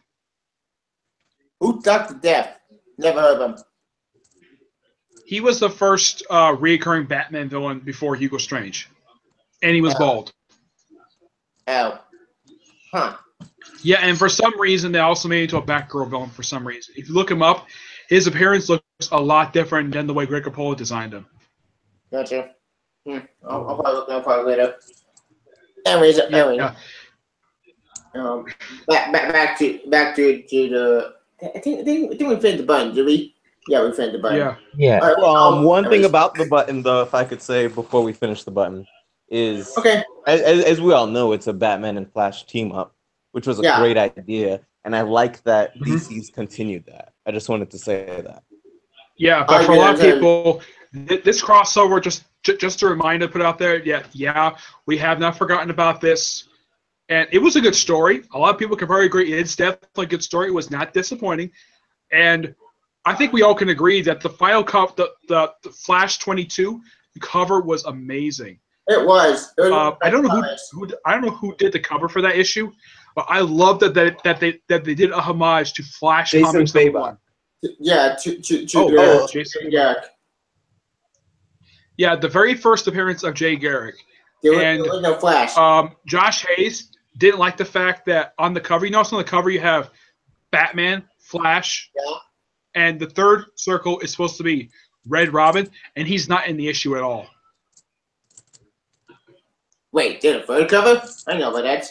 Huh. No, he's on the regular cover of the book. Huh. That's interesting. If you look at the original cover, Flash Comics #1, it's the same image. But I think that's what it has. I think the original had 3 circles also. Yeah, it had 3 circles between 3 different characters, but why in the world did they have to have Red Robin on the cover, and yet he was not in the issue? I'm guessing the same for Detective Comics, because as we all know, the Tim Drake is kind of dead, in quotation marks. Because we all know that he's Yeah, alive. in universe, people think he's dead, but the readers know that he's actually alive and well in some prison, which apparently, according to Solicits, is in another dimension. Yep. The same prison that I can hold Mixie that me and King, I think we thought was in Super League 1. Yeah. Yeah. Yeah. Which Tivian theorizes that's where they're holding Connor. Yep. I'm sorry, where they're holding who? I didn't hear you. Connor Kent, the clone of Superman. Yep. The first Superboy, well, actually made second Superboy because Clark Kent was Superboy, and then they look at him and the Earth. Yeah. Yeah. Imagine something like that has to happen because too many people want to see him return for them to just completely ignore him. Yeah, I love John. John is an awesome guy, but John's never got a Superboy, and I like Arm, but the thing, I want to see both Superboys. So we have two Superboys. That would be amazing. We have both Connor and John, and they can both interact there because they're both brothers. That would be so adorable. One thing I appreciate actually, for both. Go ahead. Sorry, I didn't want to interrupt. Yeah, one thing I appreciate for both Pierre J. Tomasi's Superman and Tom King's Batman is by prior to issue 25, they pretty much wrap up a majority of the stuff that's been going in the books issue 1. Indeed, they like that big, and Dan Jr. He got the too, because it was Dan Jr. we actually got to Eternal Superman, then the Superman was in Clark. It's this book. Yeah. In the pages of Flash, there's one loose end that has still not been wrapped up yet. If you notice that prior to the Button crossover, do you remember Flash's first girlfriend in this volume, the one who got killed off by Godspeed? I forget. Oh yeah, Nina something. Yes. Yeah, the one who was a speedster like Flash. She shows up prior to the Button, and I'm like, are they gonna follow up on this? And this happened in issue 20. It did follow up on it recently with the whole black something. Yeah, it's been 6 issues. It's been a few months since that issue came out, and I would have thought maybe that prior to this particular big story arc that Williamson's doing now, he would have basically followed up on it. Maybe the follow on it at the end of the whole Reverse Flash stuff, which Williamson is doing a great job with Reverse Flash. He writes it to be. Yeah, John Wayne. Oh my God, Venditti. Which I've never read a writer aside from Venditti who makes Reverse Flash to not being interesting, because every writer who has written Reverse Flash over the years, ever since his debut, he has always been very interesting and one of the most coolest Flash villains ever to be conceived. Yeah, I want to say that there's not much competition, and not knocking Reverse Flash. I agree, very interesting. But then, I mean, there's a huge gap between him and the next guy. Yeah, Captain Cold. Yeah, which interesting fun fact about his creator, Carmine, what's his name?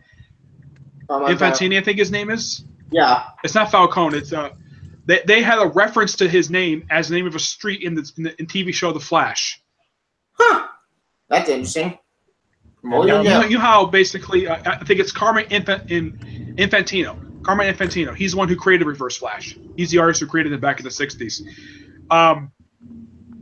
Halfway through season 3 of Flash, they had Barry go to that particular street, which is named after Reverse Flash, Infantino Street, and that's where they had that storyline, which pretty much about the second half of season 3, the one where he's trying to stop the death of Iris. Yeah. It's great the fact that the industry, after the creator of Reverse Flash, and people probably think, okay, season finale of season 3, maybe Reverse Flash is going to show up, but that did not happen. Because Reverse Flash got killed off in Legends of Tomorrow. I think a lot of people were probably questioning, like, okay, you brought back Harrison Wells from Earth 2 for the finale. You brought back everybody. But why not Jessie Quick? A lot of people were questioning, like, where was she for that finale? Good question. It made no sense for her not to be involved with the season finale of Flash. Yeah, that confused me. Anyway, you know, that I think the fight scene 3 is going to end. We'll be all day to talk about that. But back to actually, since we all done with the Button, and then with all Dr. Man. So as far as Dr. Man is concerned, you know, he did make an appearance in that story, but one is his blue hand, which This way the question, like, it's Mr. 8-point strings. That man is the puppet. Who's the puppeteer with the puppet? Yeah, who kind of is. Yeah. Anyways, after the when we're talking the last contract. The first crossover that came out due with. We did 3 crossovers. It was the first crossover after the button. Yep. It's the third one this year so far, because first we had Superman Reborn, and then we had we had the button, and now we have the Lazarus contract. Which started with I think it was I think part 2 was an issue of Deathstroke. Right? Deathstroke. Yeah. Actually, no, it was. I think it was Titans, Teen Titans, Deathstroke, Teen Titans. Yeah. The last one, it was the Teen Titans Annual, which for some reason some sources call the Teen Titans Lazarus Contract Special, which I just simply refer to as Teen Titans Annual #1. Yes, me too. No, I Contract Special was more of a one-shot that big recap entire story, but it doesn't get that, so you got to make the ending. Yeah. I mean, the one thing you can appreciate about this crossover is that you have the first part written by Dan Abnett. Yep. I agree. He's a damn good writer, and he writes Titans to be so interesting and such relatable characters. And he even improved it. He even improved in the Titans Annual.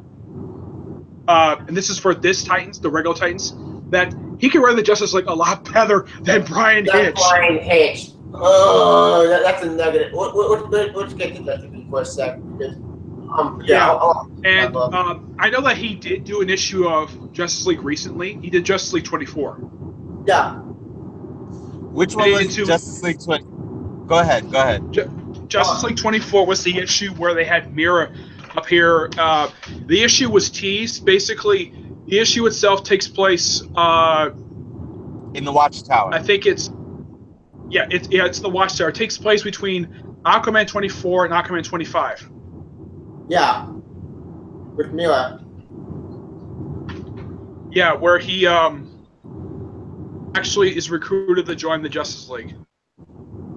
Hold on, are you guys reading Aquaman? I am. Yes, I'm reading Aquaman.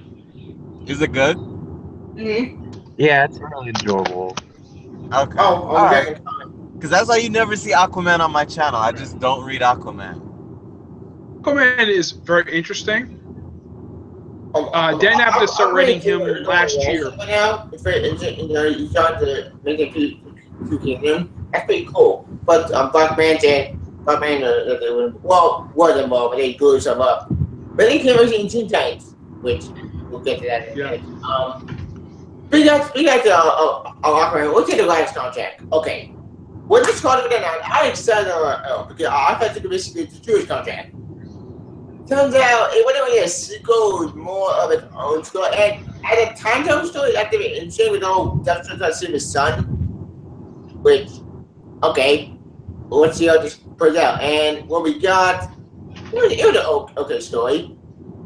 Yeah, and when they referenced Grant Wilson's death, if you notice the artwork, it's in the style of George Perez from Teen Titans #2, New Teen Titans #2, which is the first appearance of Deathstroke. Yep. Yeah. And that was, as of this year, it's been 37 years since the debut of Deathstroke. Yep. Damn time flies. Yep. Like, speaking of last on the one thing I didn't like on today, and that pissed me off as a Wild West fan, they gave my favorite speech to a pacemaker. Thank you, Damien. Yeah. Yeah. That honestly made no sense. And also, Damian firing the Black Wally West on the team. Which the only thing I found interesting was the whole thing of Slade giving up the identity of Deathstroke. Are you saying hold on, are you saying that's the only thing you saw interesting from that? Yeah, out of the 3 endings, that's one I liked the most because that one I could do something with. The other 2 I thought were really stupid, like firing Wally because apparently he messed up. Oh, actually, before you get there, what's the Deathstroke? What's the Deathstroke making against speech to Paris? Who would thought out all the badass? But it's not only Yeah. that Damian blames him. Wally was Kid Flash was unapologetic for what he did. Yeah. Like, Yes. He tried to. No. Not that I like that ending, but like I am excited for, like, I want to see Damian get punished for this. Which, I mean, so far it doesn't seem like he is, but like, he gave Wally West, the Flash, a pacemaker. Yeah, all I feel like Nightwing should be jumping down his throat. Yeah, apparently, according to the retcon, even Wally calls it sort of a timeline change. He doesn't remember getting a pacemaker at all in his body, and apparently, according to the doctor who examined him, apparently was put in several years prior. Because Damian actually punched all. Which means what? Pass.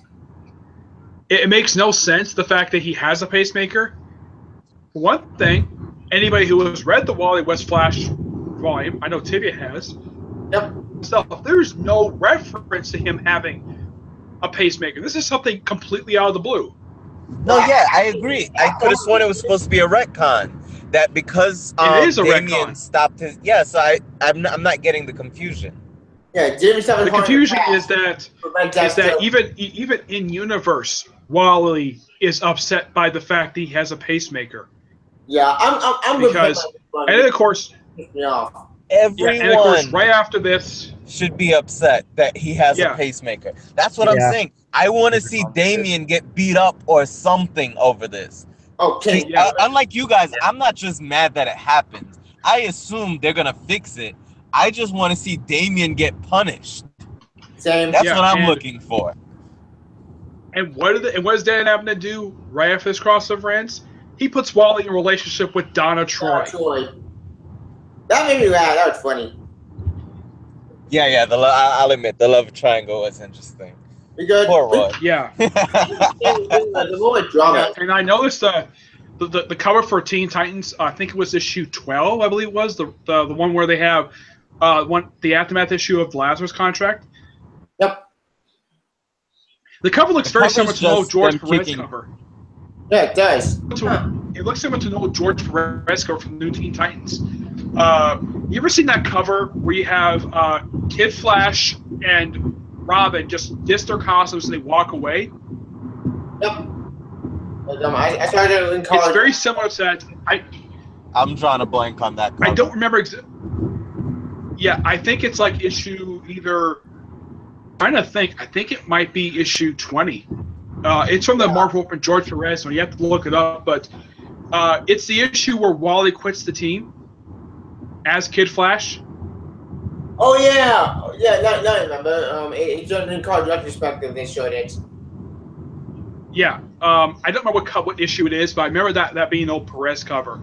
So one thing that anyone can appreciate is the fact that both Titans and Teen Titans tend to nods to, Teen Titans shows a lot of nods to the Marvel from George Perez era of Teen Titans, while Titans does the original era from the 60s and 70s. Yeah. The one era that Bob Haney himself started.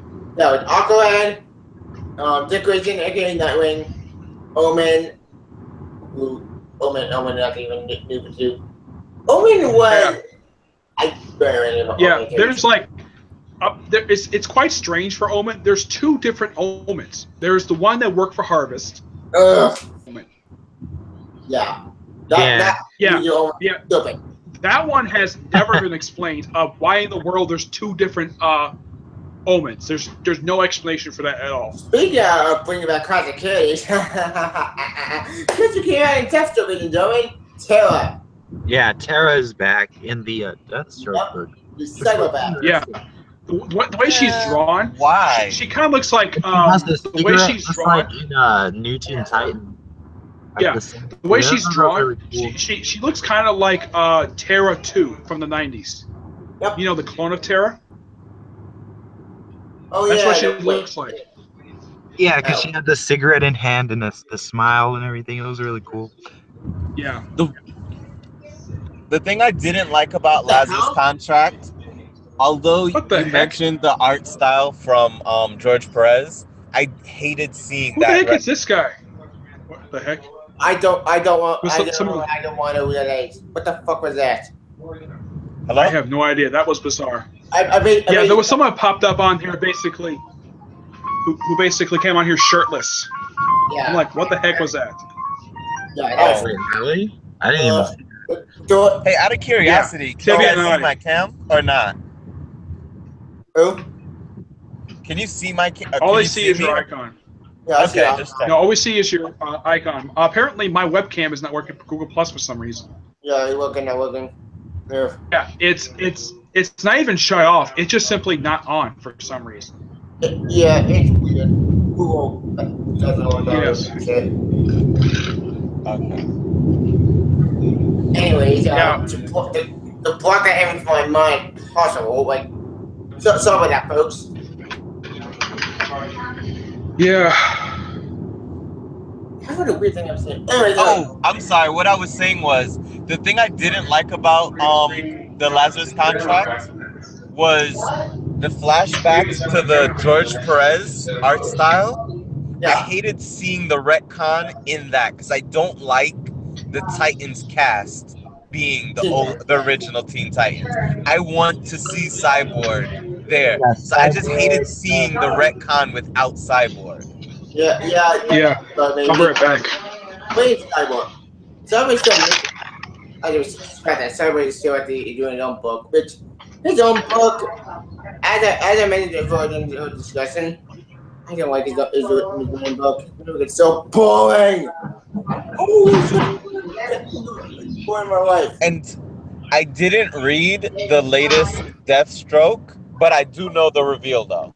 Yeah, that's awesome. About Terra. yeah, that was. But here's my question. With Beast Boy not being a part of the original Teen Titans, he doesn't have that deep connection with Terra that he's supposed to have. So who is the rebirth Terra? Good question.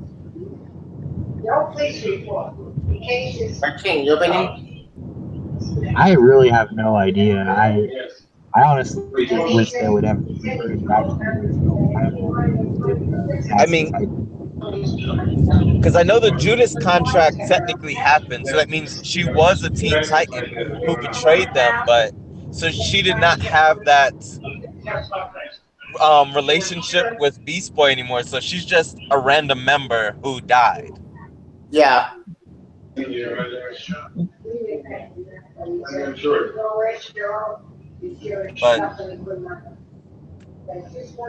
yeah, we'll find out in the near future, but in yesterday, still doing it.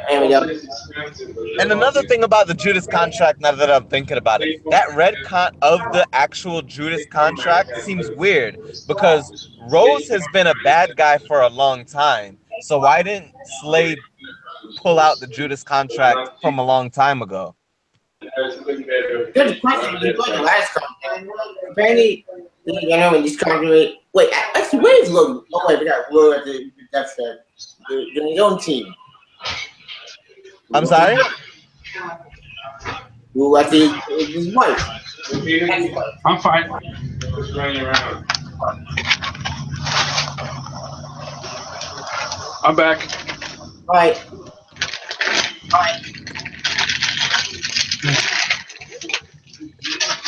Hey guys, I'm gonna have to call it.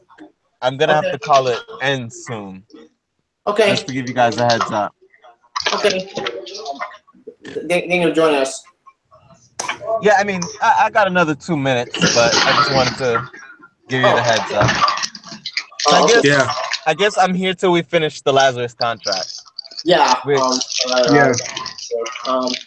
Okay. At the end of the that's the way you said, like, you should see my son on my van. And you got those boys. Which is awesome. You can go out and see them. Long very short. Anyway, that's just really at the get.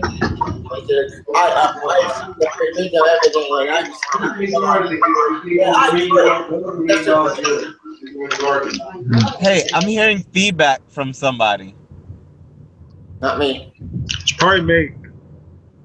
All right.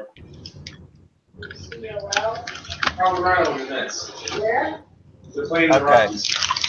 Yeah, hello? There we go. BMA, your phone by the last contract. Yeah. Okay. Well, BMA, what's your opinion about the contract as a whole to wrap this up? That's on the Lazarus contract. I was excited while reading it. I was not terribly upset with the pacemaker because I was like, I just hope there's repercussions. Like, I actually wanted to see everybody's repercussions. Only Slade had one that I was expecting, and to be honest, I wasn't expecting that. But at least they followed up with Slade. Whereas, I mean, sure, firing Kid Flash, he actually did leave the team, but that's not what I was expecting out of the Teen Titans. I was expecting to see Damian have to suffer consequences for what he did. And I think that's gonna happen real soon. I think that's gonna happen when Titan and Teen Titans made it meet up again in the future. But who knows? Because apparently Super Saiyan is like the Teen Titans. That's gonna be awesome to see John and Damon Teen Titans. And also, yes. during the crossover, when they had Aqualad, the new one, Jackson and I went ahead and meet Garth. As far as I know, they haven't followed it yet, basically, where Garth is going to help Jackson Hyde help him basically search his past, figure out who his father is. Yeah. Though we all know who his father is. Yes. Yeah.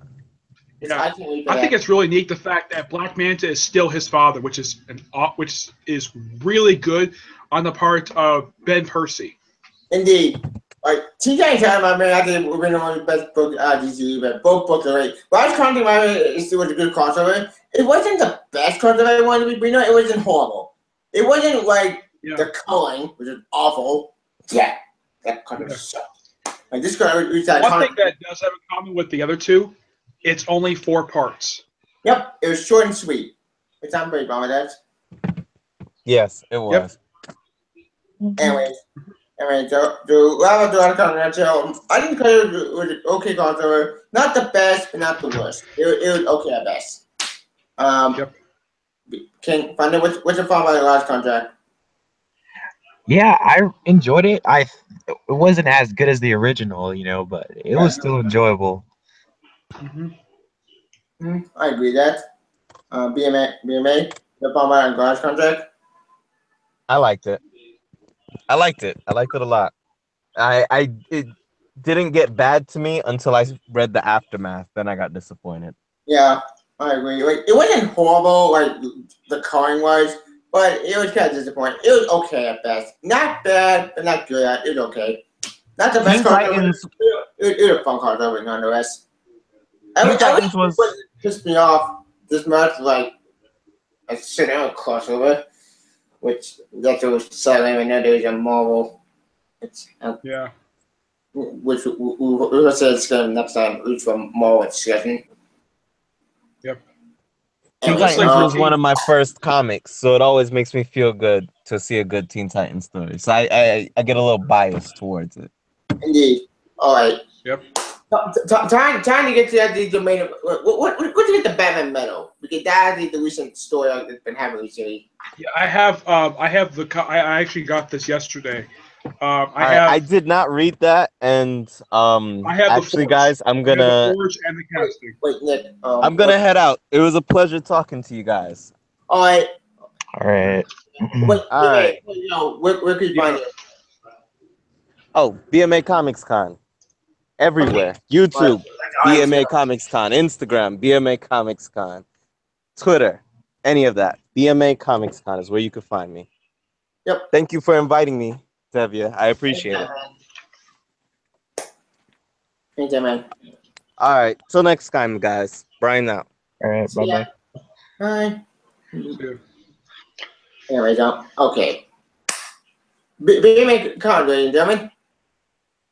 There we go. Yep. But back to Batman Meadow. What's the main reason story that's been happening recently? Yeah, it's just you know, what yeah, did the all that's released so far for this crossover is just 2 one-shots. yep, the Forge and the second part, The casting. casting. The casting. Yep. Yeah, the first part, I have it right here. I can pretty much just go through it while we're talking about it. We have appearances in the book by Aquaman, Yep. Green Lantern, which that's going to be followed up on in the next issue. We also have appearances by, well, of course, Duke. Yeah, Duke Thomas is in here. Hawkman and Hawkgirl. The Batman of all nations. Yep. Let's see, who else is in here? Superman. Mr. Terrific, who actually is somehow back from Earth 2. That has not been explained yet. Yeah, that made me happy. But we haven't been to everything Dark Side War ended. Mr. Terrific, I think the last time I saw him was actually in Earth 2 Society. We also have the first in-universe appearance of the Outsiders. Yep. When I first saw the page that actually shows this, I was so happy because I'm a huge fan of the Outsiders. Yep. King, any opinion? Yeah, same. I actually I was really surprised seeing all these characters. I'm pretty sure I saw Halo, I think. I'm actually not it's sure. the lineup for this version is, if I can get to the page, it is Metamorpho with a different looking attire, Batman, Black Lightning, Katana, Halo, and Geoforce. Okay, yeah. Yeah, so I really like seeing those characters. I always like when they try to show, characters that you wouldn't mainly see, like Superman, Batman, or Wonder Woman. Yeah, No. right. Yeah. These characters. There's also Superman and Mr. Miracle. Yep. Last page in a minute. But we also see the Anti-Monitor's Tower. That was great. Yeah, I was not expecting that at all. Scott, now you're a genius. That was crazy. And then the issue ends with the return of the Joker. Joker. New 52 Joker. With his face not cut off. Yeah. Which, by the way, in the casting, have you, King Light, have you read the casting? King? Yeah. They reference in here, they make several references to several previous Batman books. They make reference to Endgame, Detective Comics Volume 2, Number 1, the issue where he cut his face off, and Death of the Family. Yep. Yeah. I don't. All new 52 stories. Yep. But that can make sense of The three of them. Endgame I thought was good. Endgame was a good story. Death of the Family, I actually liked that one. The time. I know some people did it. Like an hour time is awful. So Teen Titans. Yeah. Oh yeah. Yeah, in this issue we also have in the casting we have Wonder Woman. Yep. And Talia. Of course, we'll talk about the Joker in a minute. The Blackhawks, the World War II fighter group. I'm so happy to see these guys. The Challengers of the Unknown. Aren't they like the? And here's one for you because this year is the 100th birthday of Jack Kirby. We have Dubalix from Young Justice. Yay! He's in this book. That was great. That was great. We also have Flash, Superman, what looks like Gorilla Grodd. Talia al Ghul. Yep. Yeah, and I was surprised to see her in this book. I was not expecting her. There's a reference to the power of Shazam. Let's see what else we got here. We also have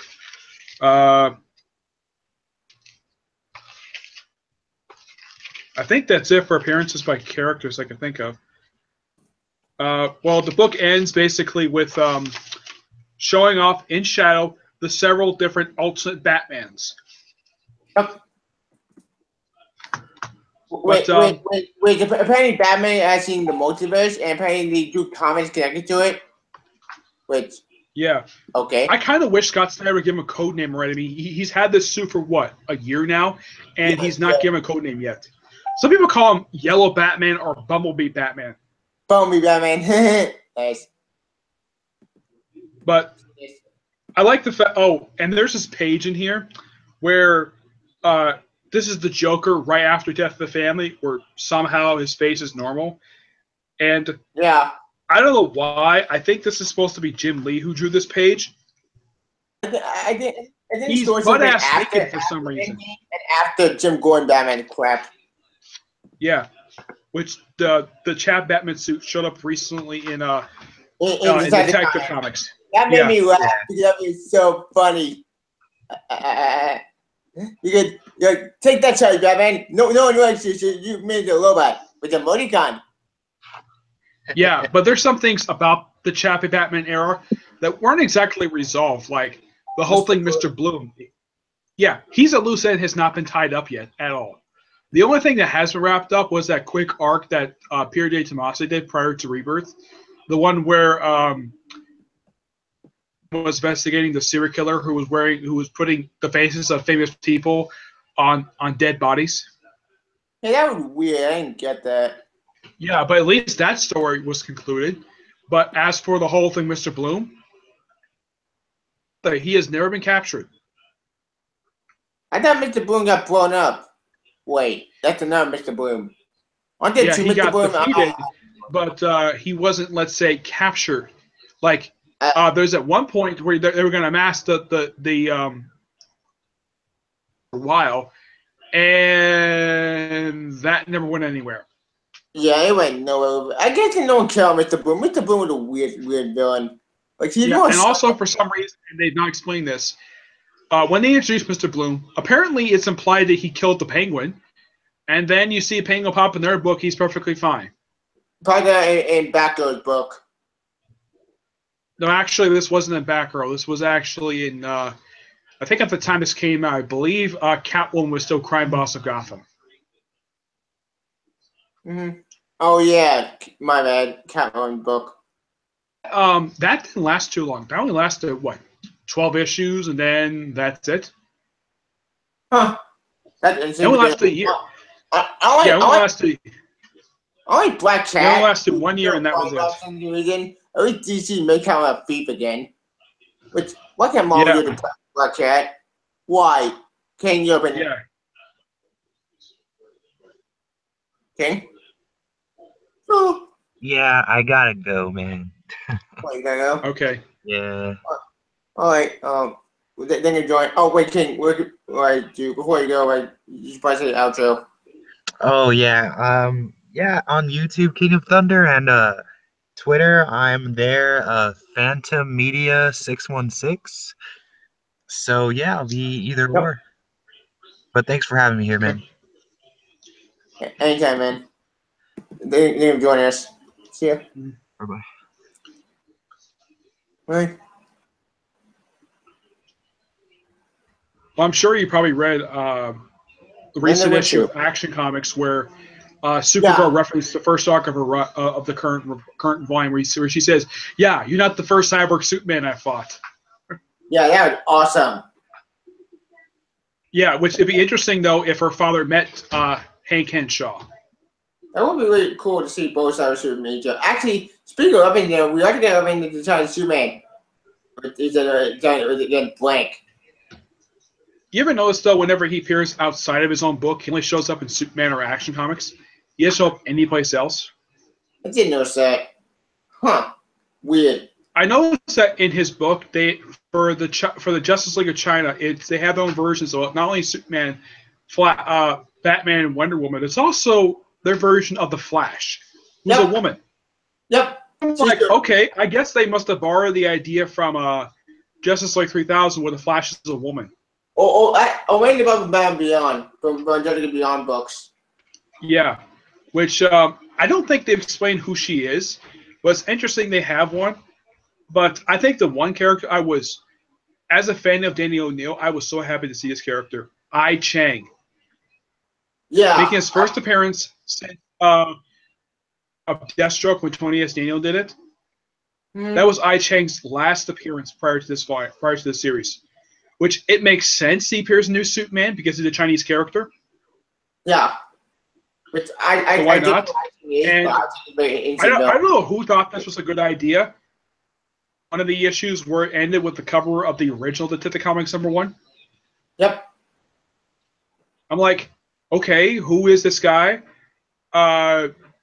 Apparently he's a shapeshifter, and he just happened to look like the guy from the cover of issue 1. I don't know who that character is, but if you look at Wikipedia, they have the cover for issue 1. I've never read issue 1 of Detective Comics. The original, I've never read it. But I'm like, I have no idea who this character is, and I just know that character from that cover. Same. But if let's say if new Superman appears in any other book, I would say the next book that he should guest star in is either Superwoman or Supergirl. Or Super Sons. Interesting. Have Connor and Damian take a trip to China. Oh, Which I know for a fact that the first time that I thought was really interesting that he got a chance to meet Lex. Yeah, like that was funny. And I actually understand why, because you notice in the book he actually speaks very good Mandarin. Yep, which makes sense. Intellect. He's a businessman. I think that Bruce Wayne also speaks Chinese as well. Yep. Because as an international businessman, he has to know the languages. So it made sense because remember Young Justice, you had Lex speaking Japanese. Yep. Basically studied 4 languages when he was in business school. Indeed. So at least that, and I love the fact that Lex popped up recently in the recent issue of Detective Comics. Awesome. Yeah, which I'm not sure what he would call this team. I'm not sure what he would call them. Outlaws. I can speak of it right now. Yeah, Brian, you want to be showing that book too. That book's been awesome. You notice the cover of the recent issue? It looks like you remember that that cover for issue 75 of Superman Volume 2, you know, with the bloody S? Yeah, the Devil Superman. Yeah. The cover for the recent issue of Red Hood and the Outlaws took that image and just basically made it like Bizarro. Yep. I'm like, that was a really neat nod to that story. And Indeed. I'm sure you're not the only one who notices that Dan Jurgens just loves story and like nods to his run for Superman. Mm-hmm. Which I'm like, that's good. After all, he actually wrote the character for 9 years, so why not have references to it? But I know that Doc Lemon didn't care for Eradicator when he did his review of the first trade for Superman. Problem with him at all. Though I think it's odd though because you notice before he showed up here in the previous continuity, he actually had regular pink skin like Superman. Yeah. Here he's got gray skin. Yeah, more of a robot. Yeah. And also, does this mean that the other Eradicator who showed up previously, the one who's basically part of a Kryptonite, is he no longer around? God, that was stupid. Yeah, I'm not sure what happened to him, but I think as far as this continuity is concerned, I think Doom did happen. That story is still, I think it's still canon. Superman Doom? Oh, God, that's train wreck. I think it's still canon. I think it is. But it just seems so odd, though, that, and I spoke to Dan Jurgens about the way Tony S. Daniel drew Doomsday. Mm-hmm. Even he probably agrees the fact that the way Tony S. Daniel drew Doomsday, it's completely different from how Dan Jurgens draws Doomsday. Because when Tony S. Daniel drew him, he was butt-ass naked. Yeah, and he fought Wonder Woman, he fought... That's the story was really point.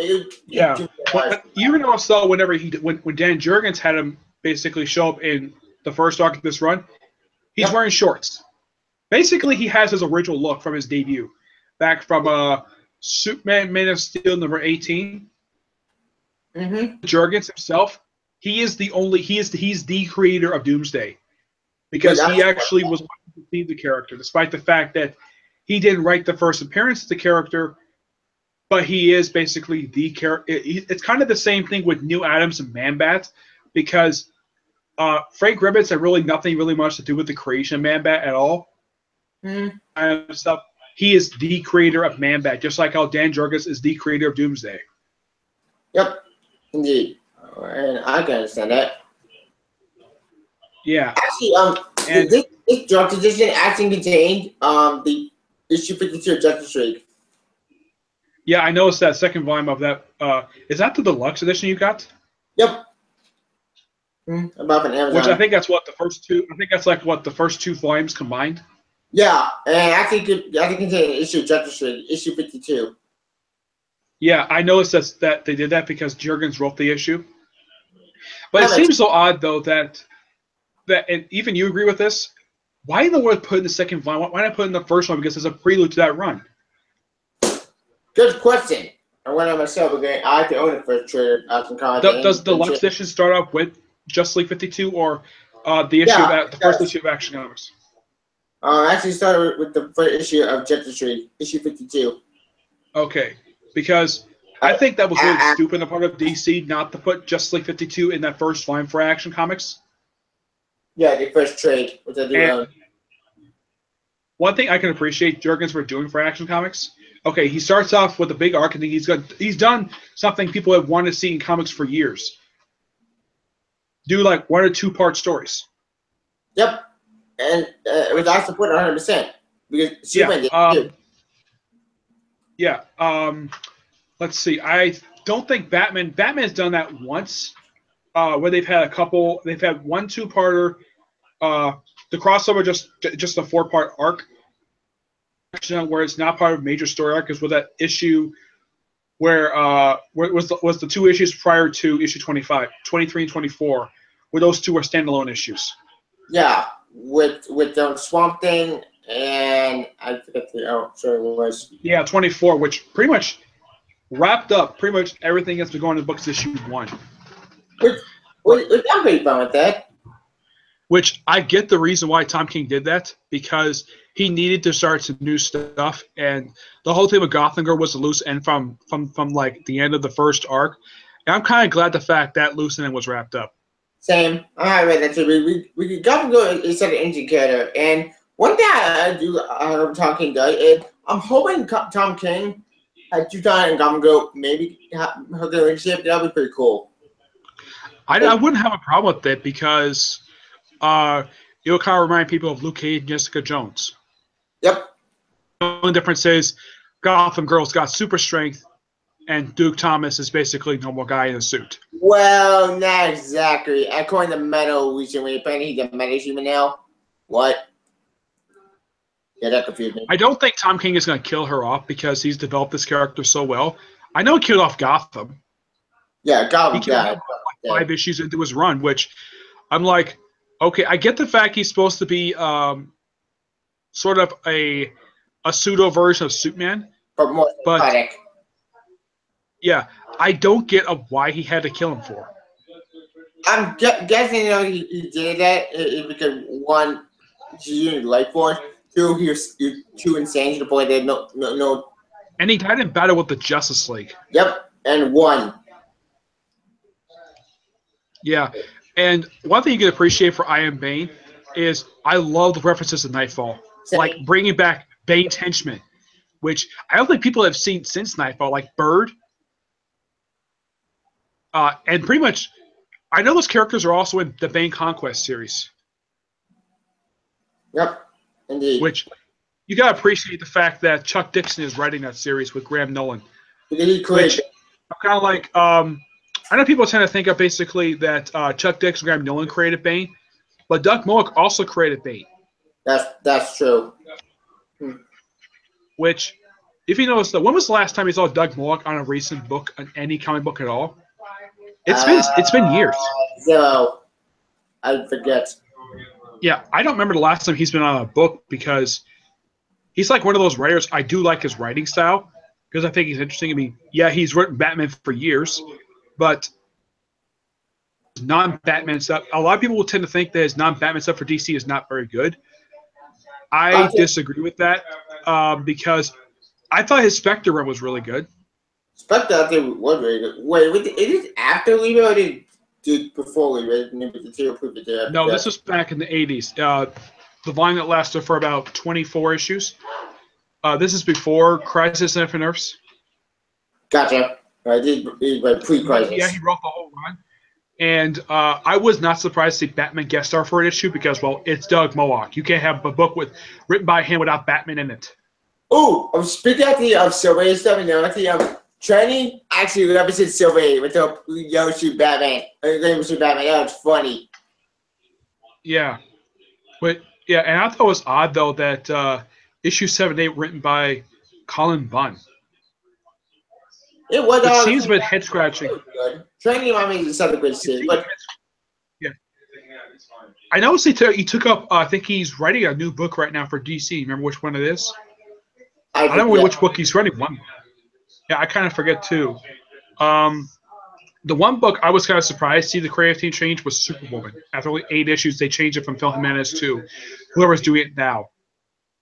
Yeah, that did confuse me because Blue Arrow was doing a good job. Maybe he left because they're doing some other stuff. I don't know. It's weird. But the current writer is it basically it feels like a continuation of Phil Jimenez's run. Yeah, because I'm happy about that because it has the same feeling to it. Supergirl still has the same writer, Steve Orlando. Yep. Of course, Steve Orlando is also doing Justice League America, which it's getting a little bit better. I know the first arc was just okay. It's getting a little bit better.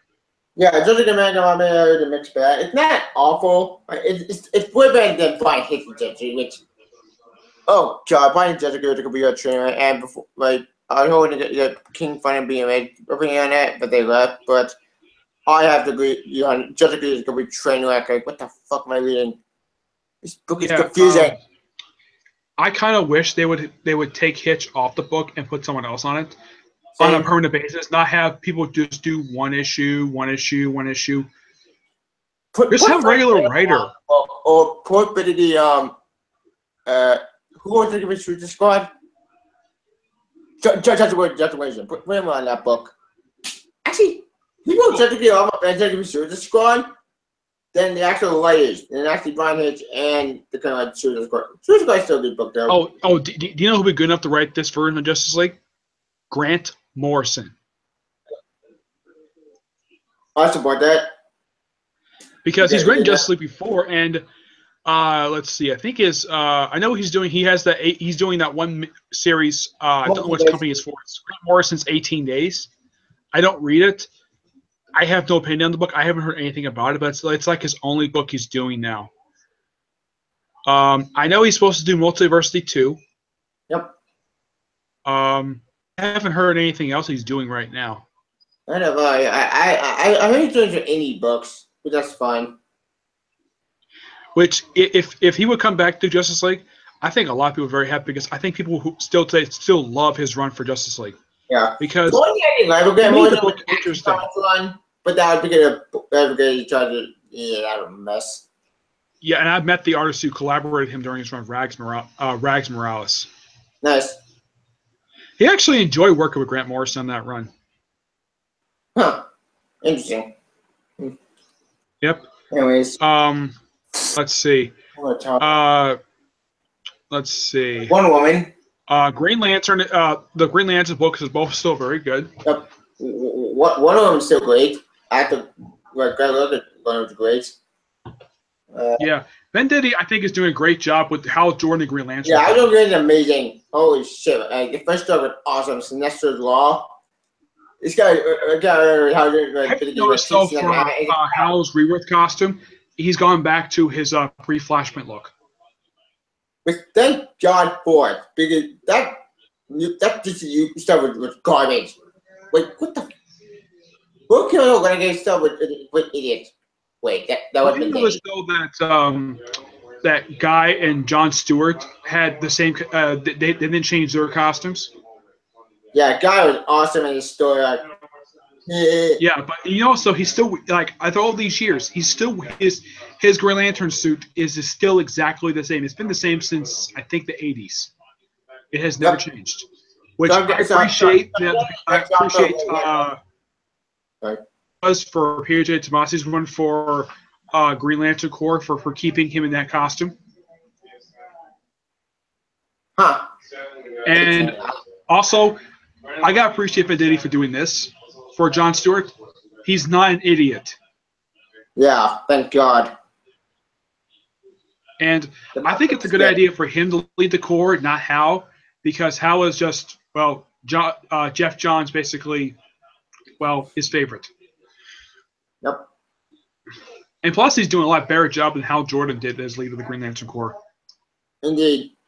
Like, I'm like Hal Jordan. Hal Jordan did make a lot of mistakes in the New 52 stuff. Yeah, like him being OP for capturing a Star Sapphire by bringing down the whole Corps on her home planet. He brought down freaking Mogo. I'm like, good job, Jordan. Good job. Yeah. Yeah. But yeah, everything has been pretty much been good. I mean, with the exception of Justice League, a lot of the books have been still really good. Yeah, Cyborg. I know that they just wrapped up that arc where she teamed up with Batgirl. Yeah, this was really cool. Supergirl was really cool. I got the other story. It's very good compared with Penny portrayed Supergirl. One thing I did not like about the story is they didn't have Empress reunite with Saturn Girl. Oh yeah, that would have missed opportunity. Damn it. Oh well, maybe we'll find out in the near future. I don't get the ending of basically Cat shooting Supergirl. Yeah, I get that. That really makes no sense. Maybe you'll find out in the next issue. Who knows? Yeah, and I don't get why they have to draw Cat Grant like the actors that plays her on Supergirl. I think they always do that with something they had with the TV show movie. Like, granted, yeah, the only character I accept is organic, not forced. Marvel in it is completely like, yeah, fuck continuity. What to do, whatever you want. Yeah. Well, Tivia, the only characters I can accept being drawn like the way they are in live action is Phil Coulson, Grant Ward, Melinda May, Gemma Simmons, and Leo Fitz. Same. From Agents of S.H.I.E.L.D. Yeah, yep. They're the only ones I actually accept being drawn like they're the actual people who play them live action. But anybody else doing that is complete. Well, I don't mind it if Charles Xavier's drawn like Patrick Stewart because, well, he has a striking resemblance to him. Yep. But aside from that, nobody else should be drawn like the way they are in live action. It makes no sense.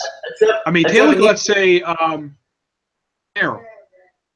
Since Arrow's been on the air, have you seen any point that he's been drawn like Stephen Amell? Not anymore. During New 52 after he was drawing that, but thank God, not anymore. I've read all the issues for Green Arrow, especially since the issues that have come out since Arrow started. They've never drawn him. Never. Yeah, I'm happy about that. Though on the covers, for some reason, I have no idea why this is, they kind of draw him like the actor who played him on Smallville.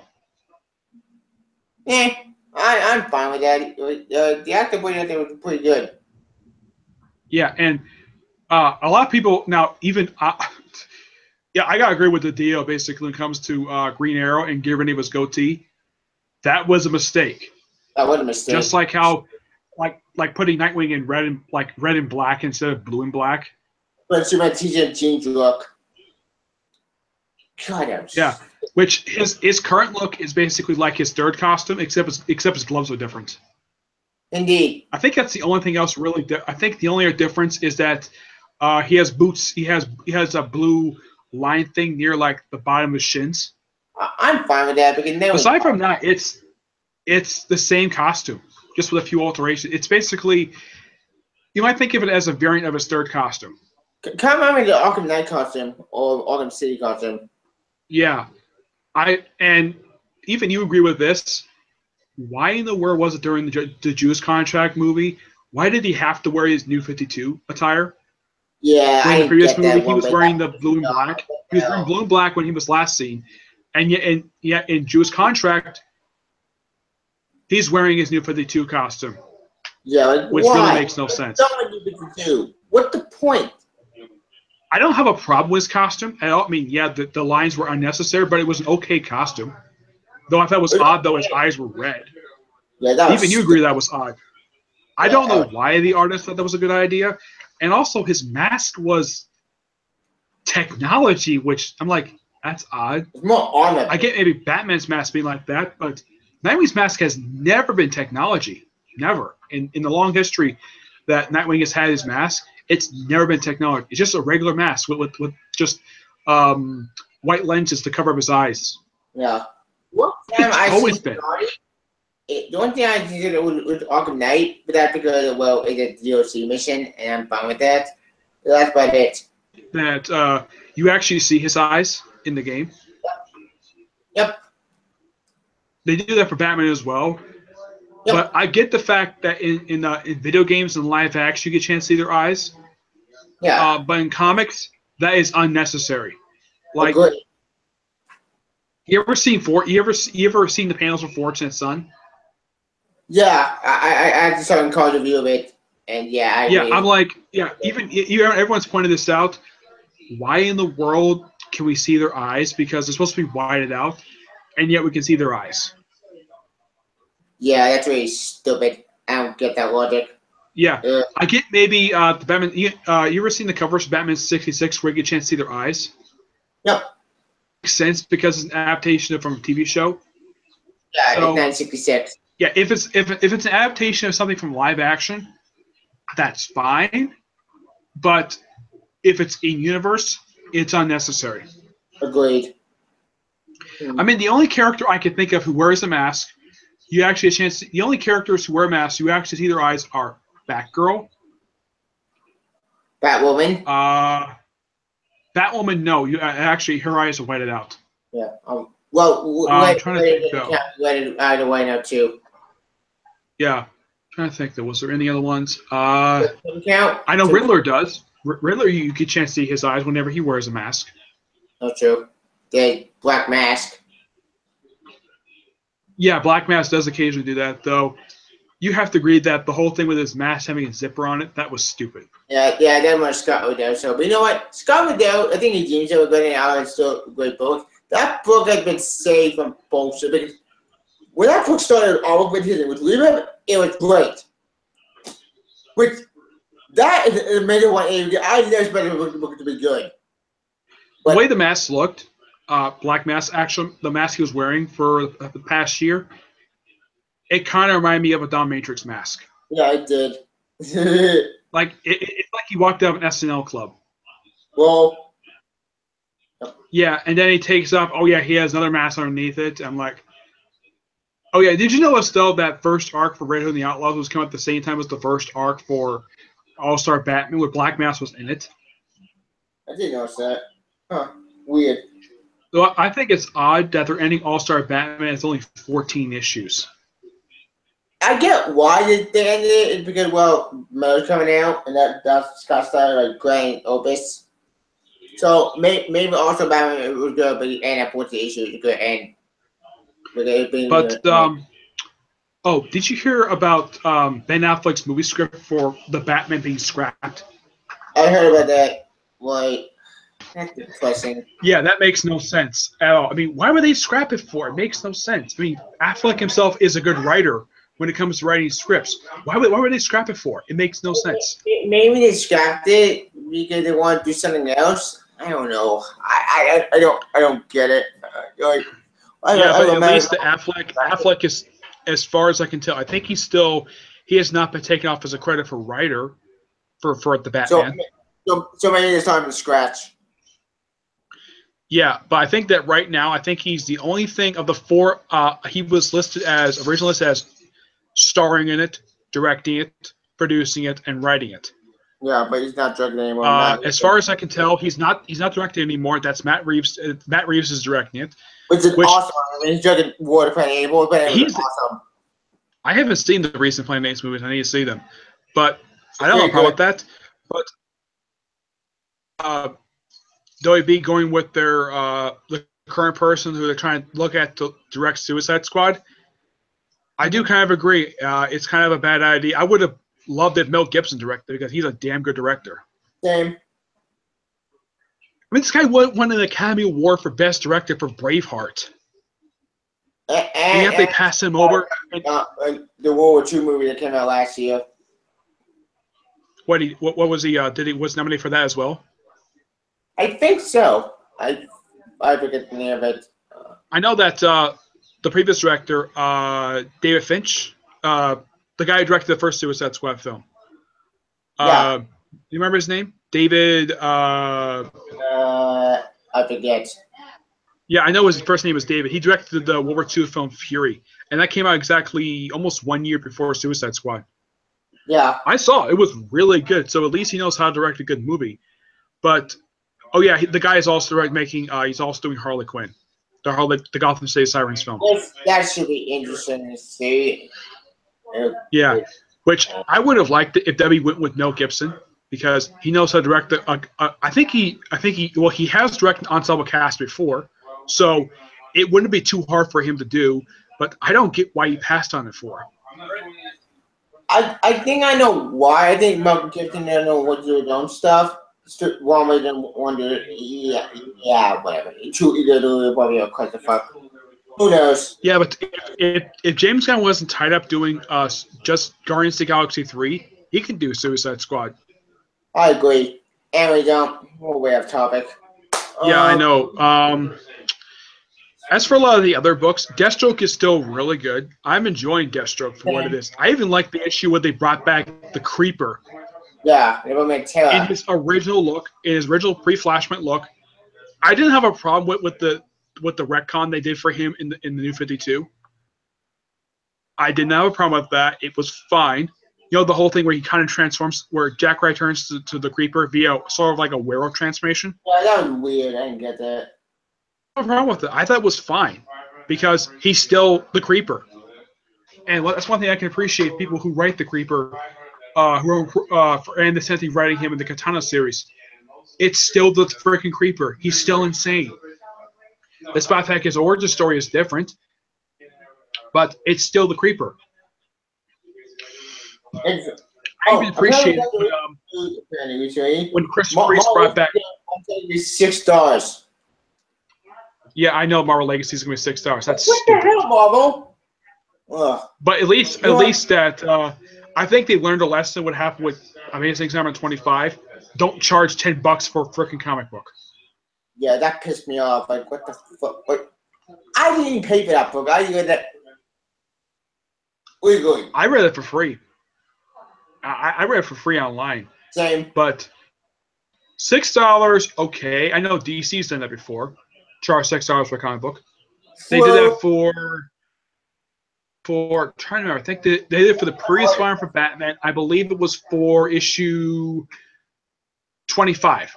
Yeah, 25 was $6.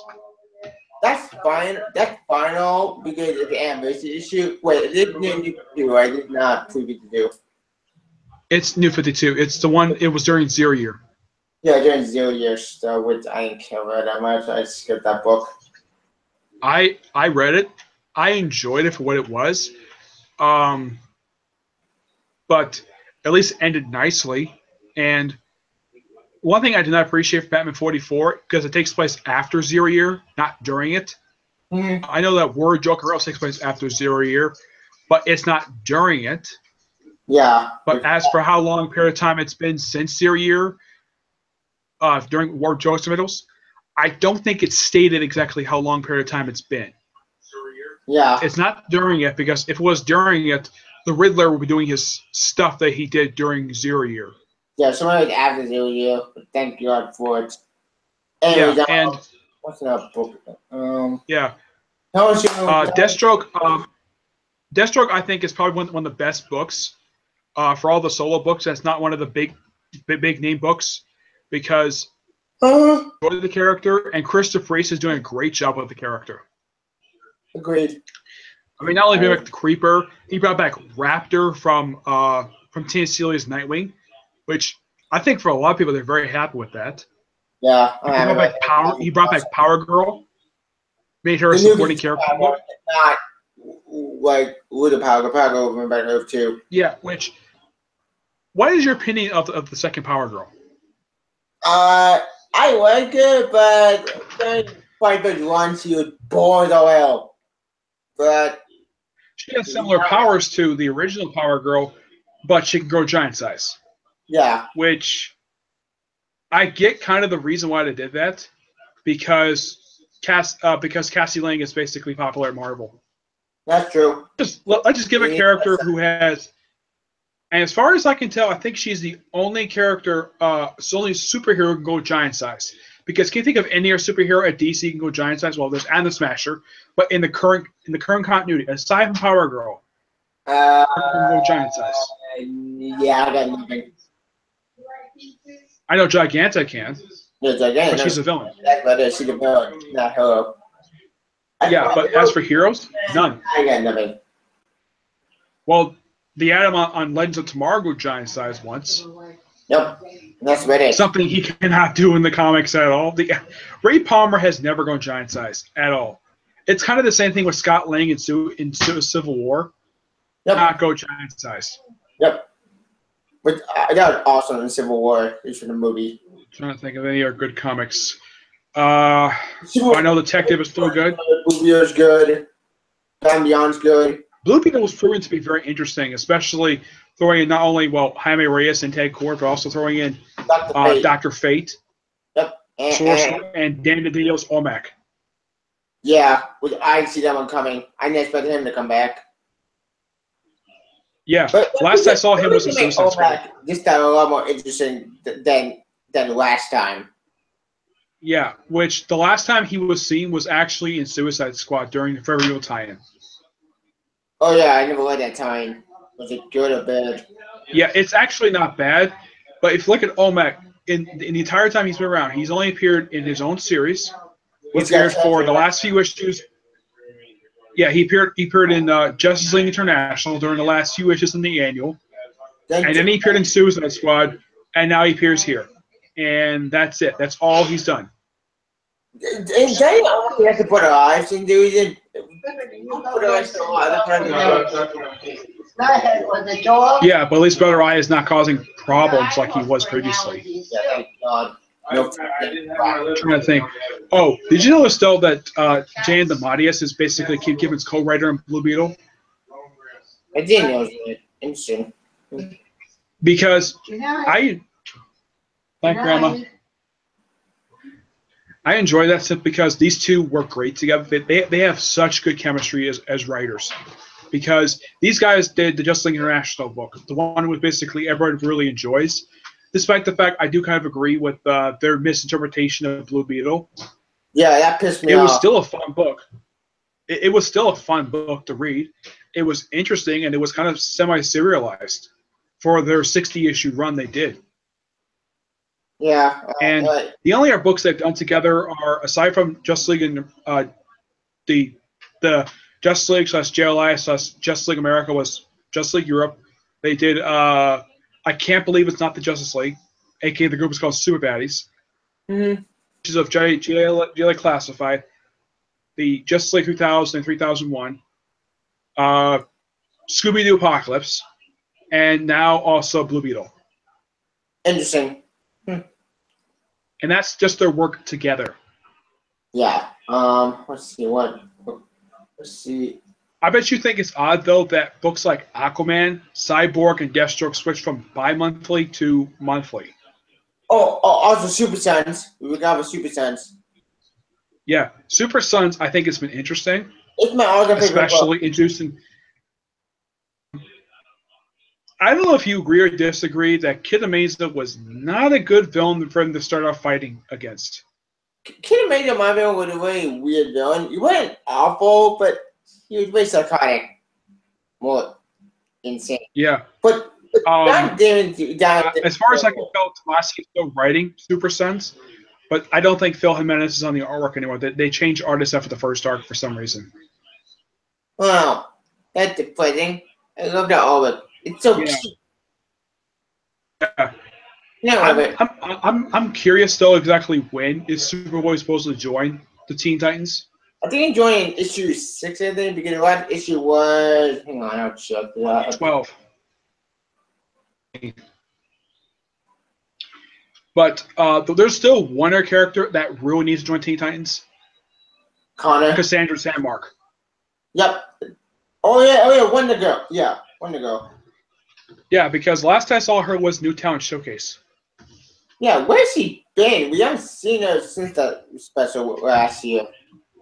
Yeah, which if I were Ben Percy, I would put her on the team because if you look at the team, it's very similar to Mark Ford and George Perez, with the exception of Cyborg and Wonder Girl. Yeah. I still think it's a bad idea that they got rid of Kid Flash, but the thing is, they have not stated exactly who's supposed to replace him. I think Aqualad, they're doing a great job with him. Yep. It's odd, though, that he's gay. That is very odd. With that because one is different character. Two, my man, it's not the original Aqualad, Garth, but who isn't gay. But I bet you appreciate the fact that he looks like the way he does the Young Justice. Yeah, I love that. That made me happy. And the fact his powers actually come from his mother, not his father. Yep, which I didn't see that one coming. Raven, I think you agree that I bet you're happy the fact she's back wearing her cloak again, because even you agree with the fact that her New 52 outfit was really dumb. It was really stupid. Why did Dio thought this was a good idea? Because I think anybody can agree when she was wearing that previous attire, she looked like a Power Rangers villain. Yes, she did. But thank you, New 52, Raven. Thanks. Or Scott Liddell. Scott Liddell, I want to say. Fuck. Yeah, the Liddell didn't exactly have her first appearance was in Phantom Stranger #0. Oh. I never read that book. I just ignored it because I have. That book introduced several supernatural characters who didn't show up in Just Like Dark. That book also was noteworthy for the first appearances in the continuity of The Spectre, Jim Corrigan. Trying to think who else. I think Necron showed up in that book too. Okay. On the Word of Leash. And he showed up recently in the Midnight Apollo series that Steve Orlando did. Yeah, that was an awesome series. That was a few watching here that survived. Yeah, and here's something really weird, though. I saw a solicitation that apparently I thought the Wildstorm character was going back to the universe. Apparently not, because it looks like in an upcoming issue, they're going to have one of the characters fight Green Arrow. Yeah, I saw that. So it's kind of like, what? Who's this guy? Why is Johnny Green Arrow? I don't know who this guy is. I know Wildstorm. Because the only characters that show up in the Wildstorm so far that are Wildstorm characters, you've had the Engineer, Clifter, and I think that's it. Yeah, that's it. All the Wildstorm characters are dead by now. At this point, who cares anymore? I'm done with so many. I can think of, aside from Apollo and Midnighter, there's like no other characters DC has done a good job with. Like they turned Windblade into a villain. Yeah, which is stupid. The culling. Thank you, New 52. Thank you for doing your incovenant. I would say the only two characters they actually kept as heroes was Caitlin Fairchild. They kept her as a hero. Wasn't that during the whole Ravager book? Wait. Yeah, she was leader of the Ravagers. Yeah, then Jeremy told her in the last year the clone. That was a mess. Yeah, I have no idea why they thought it was a good idea. Though she did show up at the end of Gail Simone's run for Batgirl. Yeah, but true, damage already been done. I don't care. The only other character who they still kept as a hero who was from Wildstorm is Rainmaker from Gen 13. I don't know Gen 13. I read some of the titles. Gen 13 is just a weird book. Gen 13, from what I've heard, is supposed to be the Wildstorm version of the X-Men. Yeah, but it failed, unfortunately. More than once. It tried to Yeah, Gen 13, I've read the entire series. It is good. It's not a bad book. Heck, there was a line written by Gail Simone, the last one that came out for the series before it ended. The original line was done by Jim Lee. Huh. No wonder all I do look really weird. Yeah. Anyway. Though toward the end of the second volume, it was kind of bizarre. And though I have heard that there's some characters there, I think there's one character who's been confirmed to get his own series, and I don't remember who it is, but one in a while some characters to get their own solo book. Again? Didn't they try it already with Grifter? Grifter failed. Well, Midnighter did not fail. It was actually a good book. Great. Midnighter probably awesome. It's just Grifter is the book that failed. Yeah. Steve Orlando did a great job writing the character. I would have loved also if they had him see the co-write an issue because, well, Tim Seeley is the one who actually did a lot with the character when he was a guest star in Grayson. I wouldn't mind that. I think it was supportive because And also, I thought it was really cool when they had Dick Grayson guest star for an issue. Yeah, that was pretty cool. And I bet you thought it was odd though they had Prometheus guest star for one of the. They had Prometheus as the main villain the first arc of the series. Oh yeah, that did happen. I completely forgot about that. I'm like Prometheus, and they have him disguised as a I know he went to jail though he did that in pre-Flashpoint. Oh yeah. I don't know why they made him gay for. It makes no sense to turn Prometheus gay because Prometheus is one of those characters that was never properly explained in the previous continuity. I know he's a creation of Grant Morrison. Yeah, I got my dick him. Sure. But I know that Cry for Justice did retcon two of his previous appearances prior to that appearing in that book. One was Hush Returns, which I kind of agree it's a bad story. I've read it. It's really bad. The other was when he showed up in Gail Simone's Birds of Prey. Yeah. I know retcon. Yeah, which that made no sense at all because it's like even like Carl was pointing out, does James Robinson hate Gail Simone's run of Birds of Prey? I have no idea. Like I saw in Carl's interview and I didn't represent.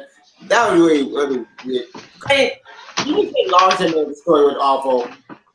Yeah, and Robinson, I believe he's doing Nick Fury, Cable. He's doing Wonder Woman. No, that's really awesome. Yeah, he's doing Wonder Woman soon, which I'm thinking, okay, he's actually not bad choice because I think he's written Wonder Woman in the past. Yep, I'm sold. I'm trying to think, when did he actually really write Wonder Woman? I mean, of all the books he's done for DC, what book do you think of Wonder Woman guest starred in that he's actually written? I forget. I got nothing. I know she didn't show up during his run for Justice League America. She was absent from that run. Wasn't Justice League America in DCU or was that Justice League America? I forget. No, that was the run started by Brad Meltzer back in 2006. Oh yeah, that's a weird one. It wasn't all very whatever. Yeah, but the thing is, I've read that whole 60-issue run. I didn't think any issues were bad. There was some issues written by Howard Porter. Oh wait, I thought they were really good. I'm talking about the when they switch members in each issue. My bad. Yeah, that run had a few different writers. First was Brad Meltzer, and then Dwayne McDuffie. Howard Porter wrote it, and I believe the last writer was Robinson. Gotcha. Which his first arc, bizarre. It's like after the first arc, the book did get better. I think its highest point was when they had the Justice League fight Eclipso, which that was an amazing story. Was that the evolution into the Suicide Squad? Yeah, no, that was not recently. That was back in, I believe it was back in 2011. Yeah, when Robinson wrote JLA. Of course, after that he did The Shade and Earth 2. With Earth 2 with a failure. Not his run. No, he started off the Earth 2 book. Yeah, after World's End. People forget the fact he actually wrote Earth 2 before Tom Taylor did because it's like, oh, you think of Earth 2, you think of Tom Taylor. People forget the fact Tom Taylor was not the original writer of that book. It was James Robinson. But then he left. There is a rumor the reason why he left because of Batman. Which I don't blame him on that one. That entire book went to shit after when Batman showed up.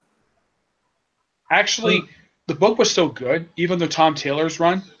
It's just that when Daniel Wilson wrote the book, it was okay toward the last 6 issues, but when he started the Earth 2 Society, it's like, you read it, it's like, what the heck is this? In the frequent flashbacks in the middle of the issue to Planetfall, I'm like, is this necessary? Why does it have to be in the middle of the damn book? Why can't it make a freaking backup feature? Like, what the fuck would it? This book, it's so boring. I'm done. And the fact that they made Jimmy Olsen, a.k.a. Dr. Impossible, into a villain. I'm like, why? Why make him a Why is he villain? a villain? I thought Earth was a good guy. Oh wait, I forgot. Yeah, This is Earth and then 2. he had Dan Abbott take over the book, which the book got better under his run. They've already been done. Ugh. But I think one of the most interesting issues that he did was that he had Huntress chase after Dick Grayson's son. Yeah, Dick John Grayson. But that was pretty cool. Which I thought was interesting, though. I don't know if you agree with me on this. I thought it was really cool they had in that continuity that Dick and Barbara got married and had a kid. Yeah, that was pretty cool. I support that. And one thing I do criticize for Society, they took their sweet time bringing it back in Green Arrow and Wildcat. Yeah, I put Ultra Humanite. Yeah, Ultra Humanite, at least that was the when you think of Ultra Humanite, that is the Ultra Humanite, not the stupid character show in the aftermath of Doom and Action Comics. Because I saw him, I don't know why that they think that this is supposed to be the primer first of Ultra Humanite. That is not Ultra Humanite. It's just some random monster. That pissed me off. And then I saw Ultra Humanite. In that book, I was pissed. Yeah, I was not very happy with that. It was an okay story. I just didn't care for the random monster people think is Ultra Humanite, even though that's not what he looks like at all. And then when he show up in Earth 2 Society, I'm like, yeah, that's Ultra Humanite right there. Right look, right attitude, and right, well, plots that he's known for doing. And the fact he's known for, like brain control. Basically, the way Dan Abnett wrote him, he kind of wrote him to be our 2 version of Gorilla Grodd for some reason. Yeah, it was weird. I didn't get that one bit. The whole thing with him, like, controlling minds, that's something Gorilla Grodd does. Wow, not Ultra Humanite. Wait, did they switch villains for a second? What the You know what? Yeah, but in the case of Grodd himself, it's been a while since we've seen Grodd himself show up in a comic book. I think the last time I saw him was... Injustice 2. No, I mean in the regular DC universe. I think the last time I saw him was back in his one shot. Oh yeah, then Forever Evil. Who's Kevin Smith? Kevin Smith. I don't think that's the actual Kevin Smith. Yeah, it's not. It's probably some random person. Yeah, I have no idea who this person is. Probably that random that other guy that showed up, which was really disgusting. Yeah, disgusting. Like that guy ejected him. Like what the fuck? I'm hoping you should not then you don't eject this. I'm going to check that side Kevin Smith. Yeah, I don't know who these people are. Keep jumping into this live show. If it's someone we know, fine. But I have no idea who that person is. How do you keep getting the link? I only send the link going through you guys. I didn't send anyone else. Yeah, it's odd. This has never happened even when I did a live show, or even Jeremy. Yeah, this is getting really freaky. So you know what? Should we end it with you? Yeah, because this is getting really weird. Yeah, it's getting weird. So, wait. Thank you for this is a 1 year later discussion. Sorry I had to cut the short, but due to technical difficulties, people like join up. We got another year. Yeah. What's the band you rather hold because we straight up in that show? As somebody who's only been reading DC Comics for the past 7 years, I'm enjoying it for what it is. There are good books. I have done my own top 15 of the best DC Rebirth books. I know, and my number 1 is Detective Comics. Yours is Action. Yep. And I've told Eddie Burroughs about my top. I've told Eddie Burroughs himself about the fact that Detective Comics made number 1 on my list. He was very happy with that because he was the original writer. I kind of wish he would come back and do another story arc because I really enjoyed his artwork. Same. Maybe not the next story arc. Who knows? Yeah, maybe. But Detective Comics has been really enjoyable. I think for a lot of people, I don't think any person I've seen review Detective Comics has given it a bad review. Yeah, the only issue I think that people kind of, I heard one review of it was the issue where they had Spoiler come back. The issue Wrath the Spoiler, where they brought back Wrath. I do kind of agree. The artist made him look like an alien. Yeah, that was weird. I didn't get that. Yeah, whatever. Yeah. It had been a few years since I've seen the character, and I really enjoy the Wrath. I mean, really? Oh, fuck's sake, go away. No. Okay, Yeah. these are just gonna piss me off. Yeah, that's like the third person who's popped up on here. If this guy should have one more time, I'm gonna be a freak. Anyways, Yeah. but we should buy anyone, you know, Yeah. so I don't want to do one year's gun. Sorry to consider, but we gotta go. Due to these people. What the? Really?